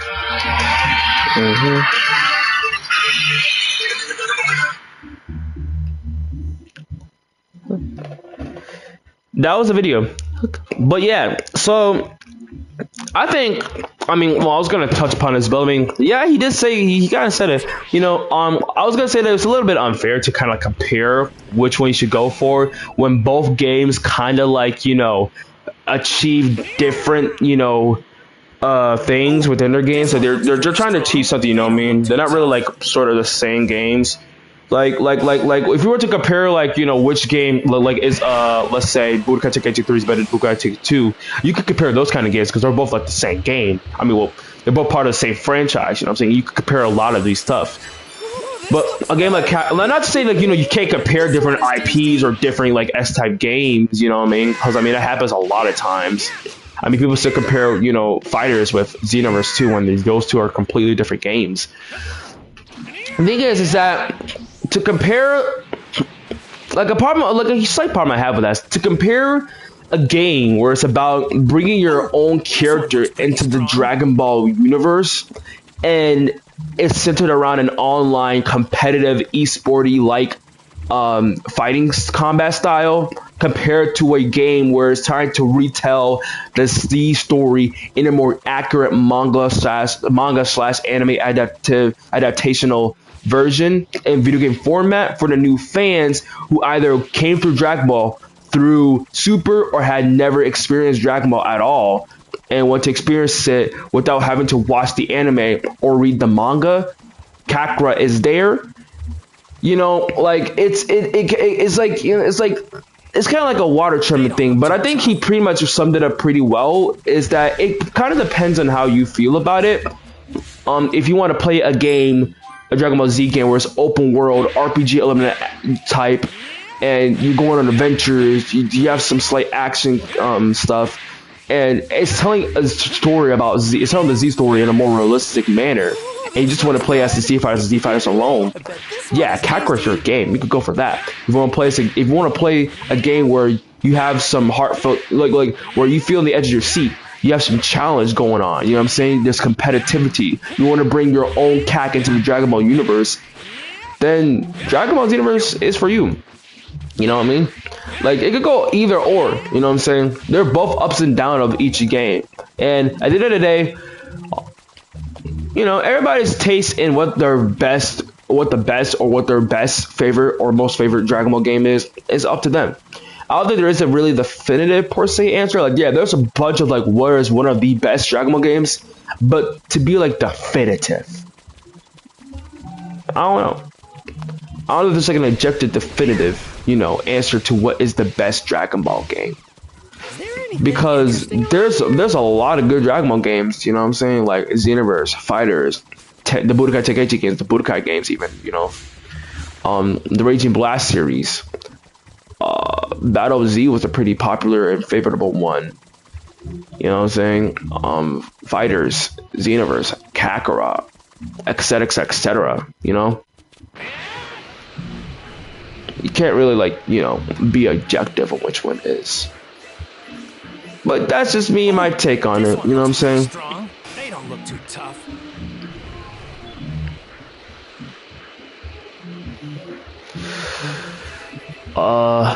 So yeah. They don't look too tough.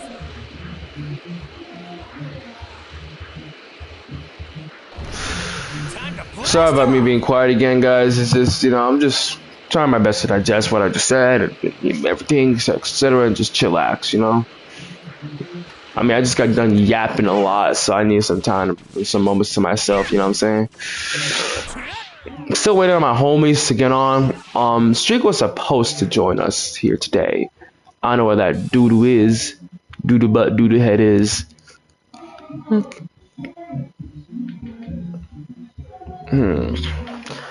Alright, guys, I'm gonna try to call Streak or LJ on.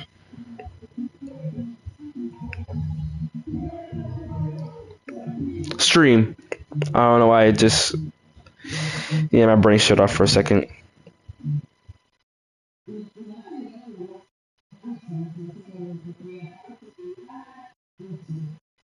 For some more?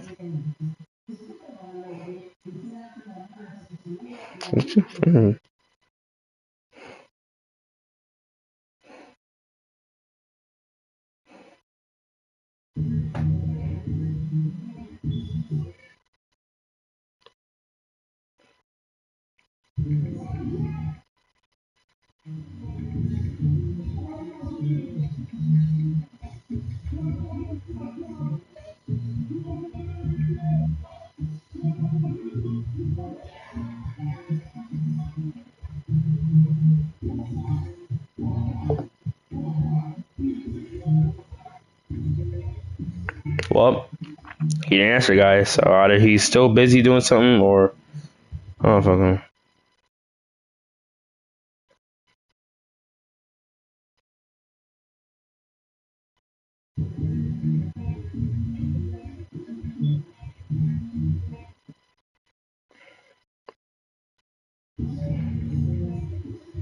Sorry, I'm texting someone. But yeah, trying to call him. He didn't answer.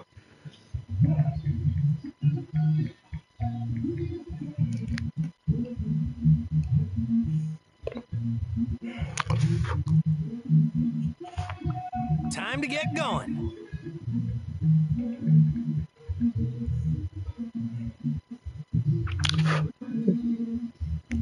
Now then, what else can I want to talk about? I want to touch upon something else. Still gonna go back to Kakarot.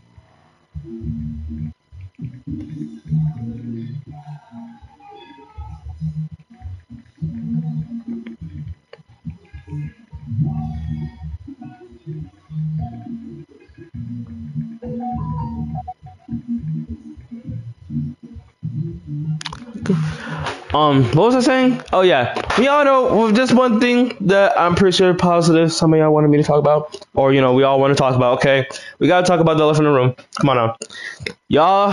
I know y'all thinking y'all saw that new Xenoverse 2 trailer. Y'all saw that the gameplay trailer. Y'all saw that new Sparking Zero gameplay trailer. Oh my boy, my power pole extended when I saw those 2 trailers. No pause, boys. No pause, okay?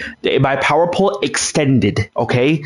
Literally, my testosterone level was growing, if you know what I mean, bro. My testosterone levels grown by 25%, bro. I don't care if you call me weird by making these analogies. I don't care, bro. Like, I don't care, bro. Okay? I'm being upfront with y'all. Them trailers was beautiful looking, okay? My power pole was extending. All right, I cannot wait to try out the new DLC for Xenoverse 2, which is Ultra Super Villainous Vegeta God, Super Saiyan God, and Ultra Villainous Super Saiyan Rose Goku Black.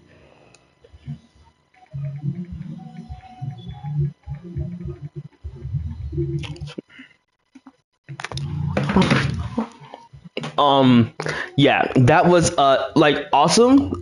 Personally, I enjoyed it. Burpee. I'm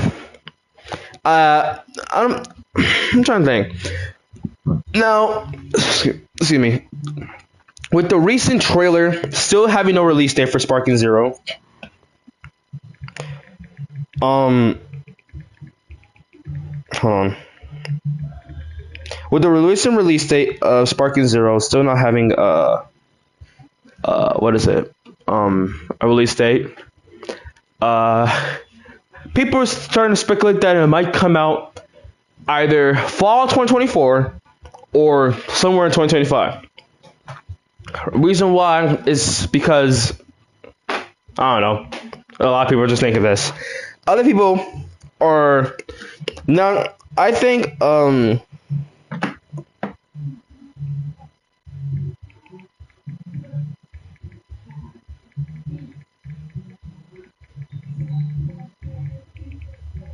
give me a second, guys.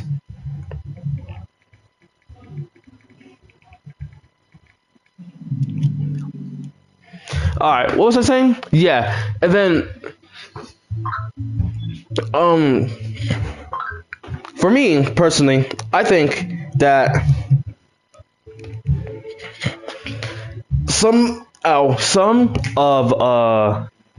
the I said some of the what am I talking about?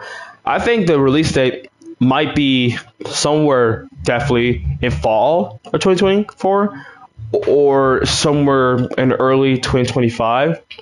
I say this because Geekdom 101 came out about how Dragon Ball Sparking Zero may be coming out earlier or sooner than what most people may think.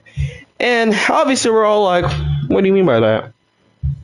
Like, he clearly knows something, and he just will keep his mouth shut. That is leaving me to believe that we might get Sparking Zero pretty early than a lot of people may be expecting. A lot of us were definitely probably expecting 2025, mid 2025, maybe even late 2025, surprisingly. But it might come out either late 2024, we're talking about like fall, December 2024, or like early 2025. We're talking about anywhere between January through March of 2025, between those areas.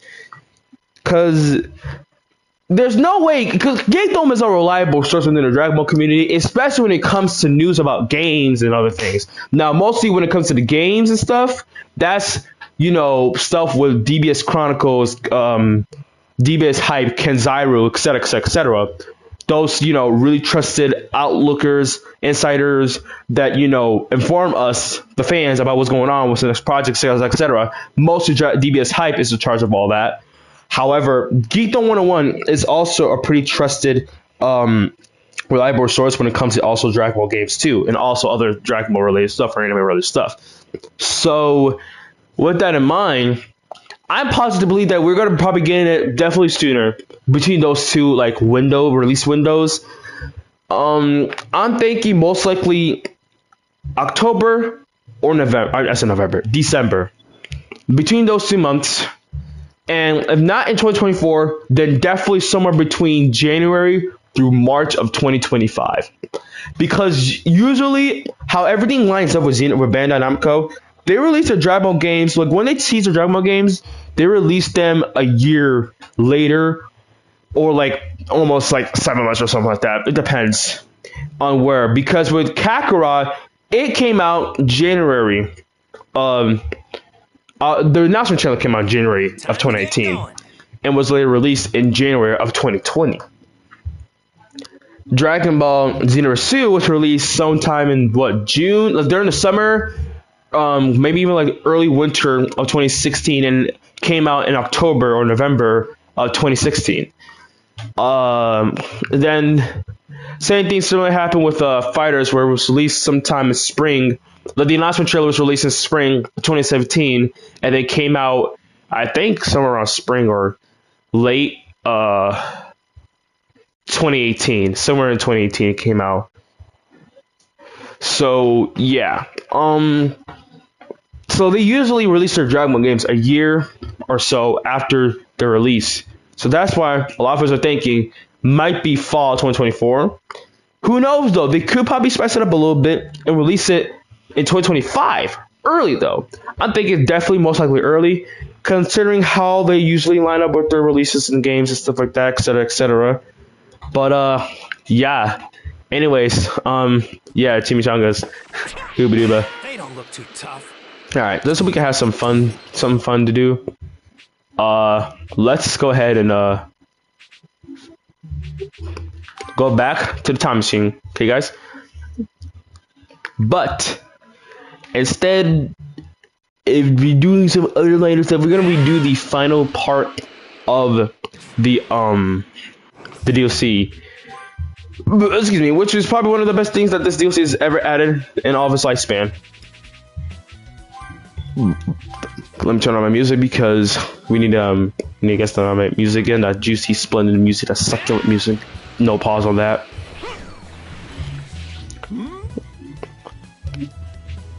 Alrighty then, let's do this. We're gonna fight you know who. I'ma stop. Hates me Goku, hates me Goku, hates me Goku.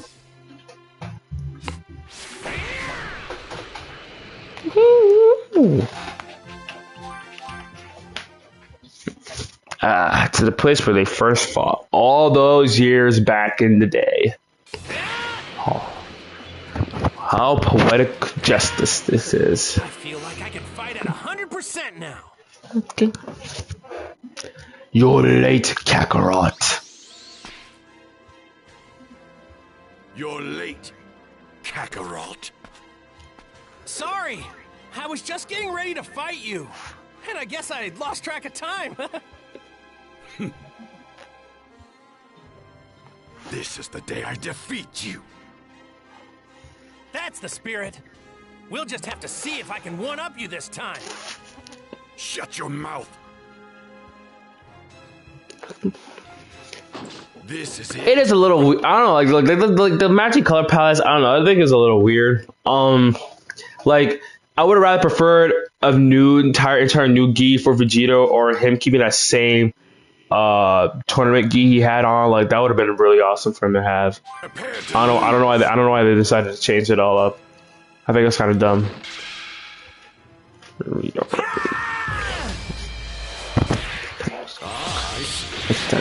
There's something to that intense training you spoke of. Going up against someone like you Thank you. wouldn't be any fun if I didn't give it 100%. Yeah. What 100% looks like coming from you. Well done.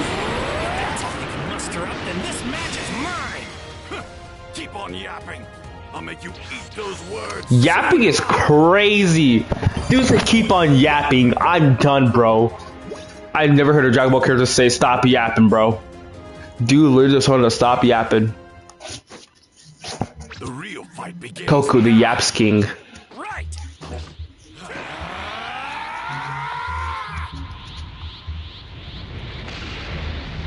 Oh my god, it's a storm.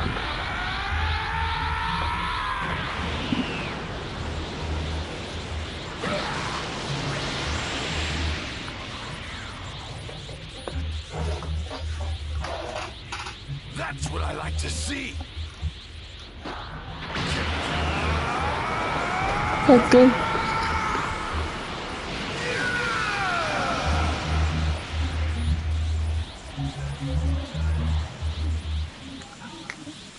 I was low-key expecting an entire new transformation for Vegeta, but I didn't see jack shit. It just looks awesome.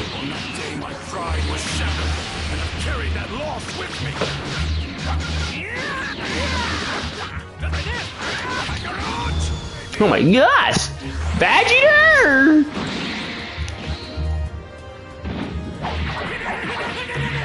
Yo, when I first played this junk, bro, I was like, what? Like, this was so cool. And it still is cool, bro. Like, this fight is still phenomenal. What the hell? What are you, Vegeta? So strong that I couldn't help but feel excited fighting. Yes, indeed. Okay. Ha! Let's go. Hit the greedy. Oh my gosh. Oh my gosh. Wait, listen, Vegeta, it was a joke. Whoa!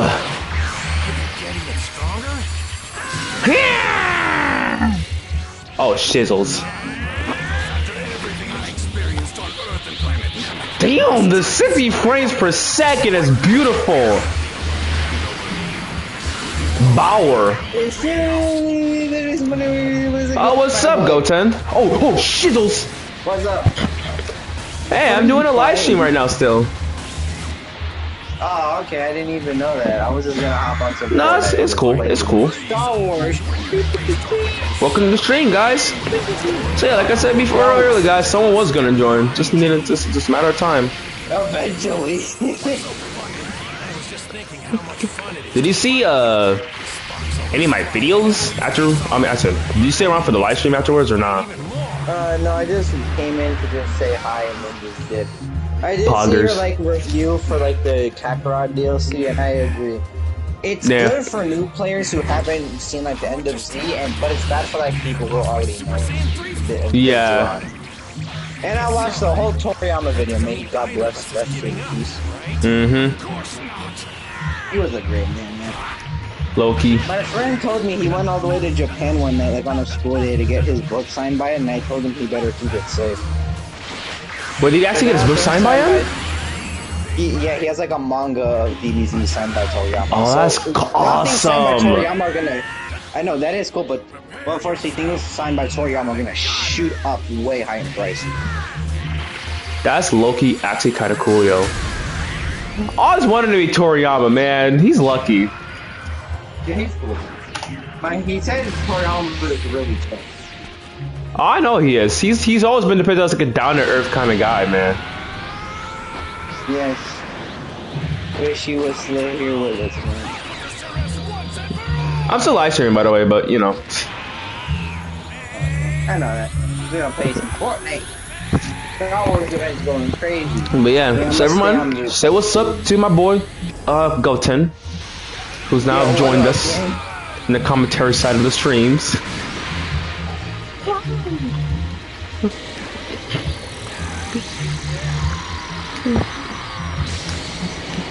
You should probably rewatch the live stream when I'm done with it, because I said a lot of really nice stuff, and I was explaining a lot of smart S-type, you know, awesome things that was pretty cool, yo. Because I love discussing. I have, it's called the Pipsqueak, and it's literally just like a squeaky, like a toy pickaxe. Ha, poggers.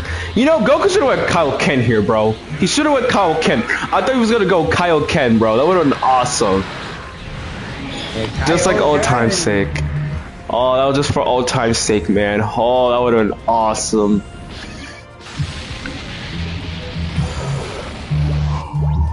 Oh.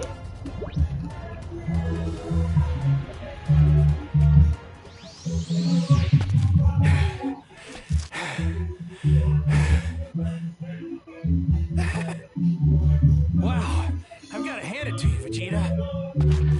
Stop patronizing me, Kakarot. I've been training training non-stop in order to finally defeat you. And where did that lead you? Thanks to your hard work, I suppose we'll just have to call this one a draw. What do you mean a draw? Nonsense. You want to end it already? I'm not done yet. I still have energy. This next move will determine the winner. What? Prepare yourself, Kakarot. Hold on. Are you sure? You're in pretty bad shape. You're not doing much better. Ready or not, here it comes. Sweet victory will be mine. Take this. Whoa, stop. Why don't we take a break first?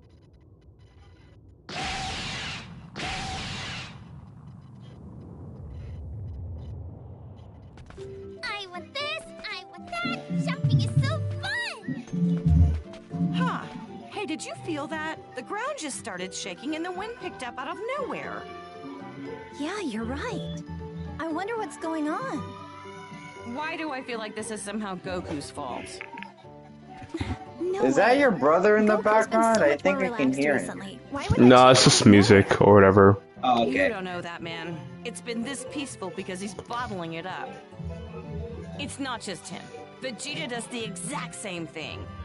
I bet this I don't is know how happening skins because with they're helmets bored on of drink fighting each shield. other. I don't know how they do it. What Makes happened? a lot of sense.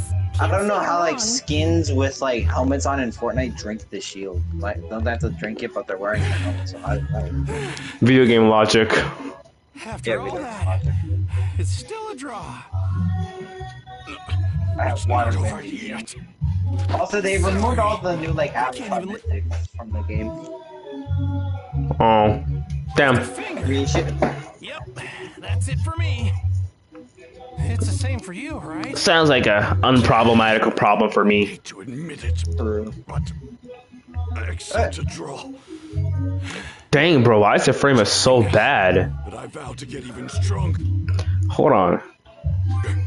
And next time, I will destroy you. That was so weird. The frame was just like cut so badly. It was so weird. Maybe it's an issue or something. I don't know. Nah, I think it was just some like weird bug or glitch. It's okay now. It's in full 60 frames. Yeah. Tell me, what drives your thirst for power? If you listen to Your mom. That's my For family. me, it's to finally defeat you. But you, I don't understand.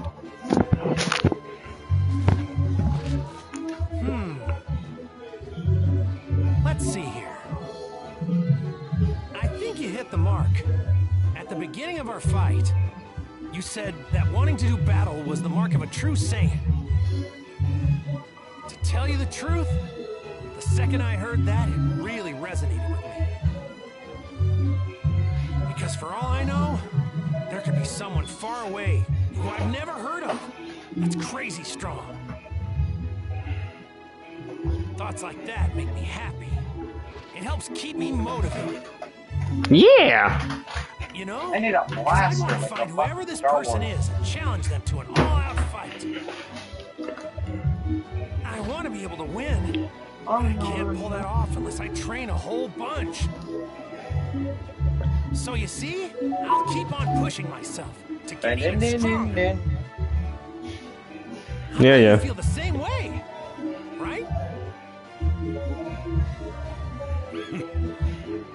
I should have known. You never change.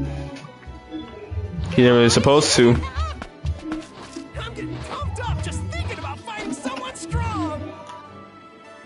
Yes, I'm so excited I can hardly take it.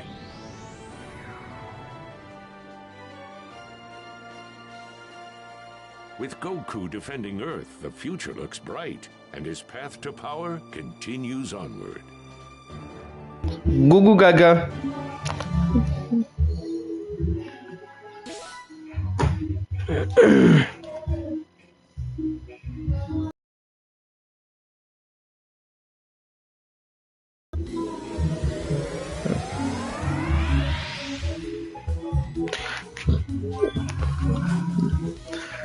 I've been on here for 3 hours. That's wild.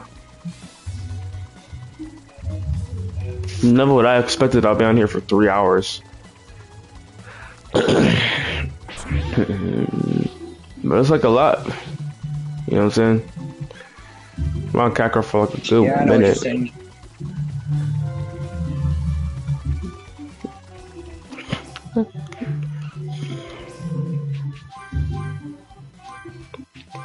Alright,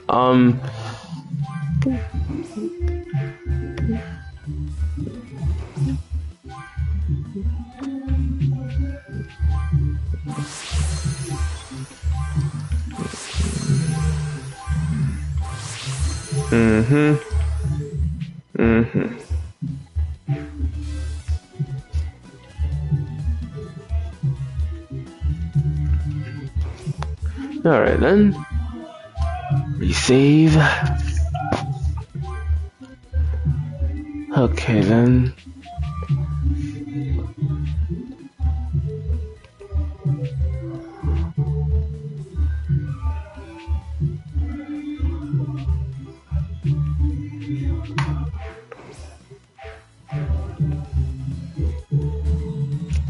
I hate when they play music this loud. It's so ridiculous.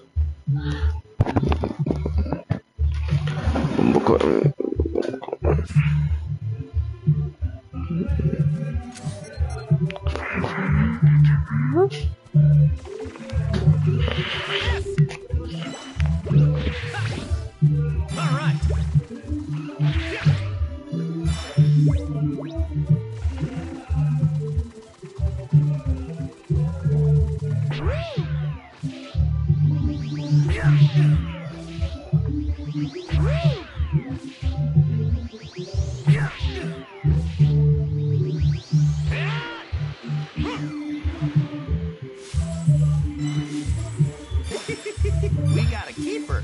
Found some tasty looking food.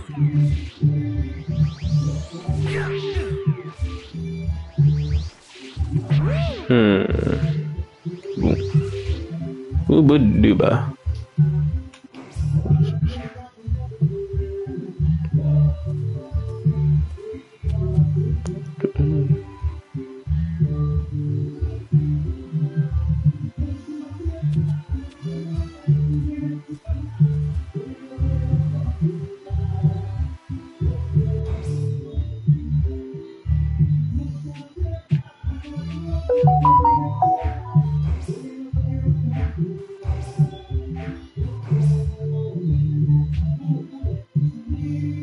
Okay. I don't know what else I can do on Kakarot.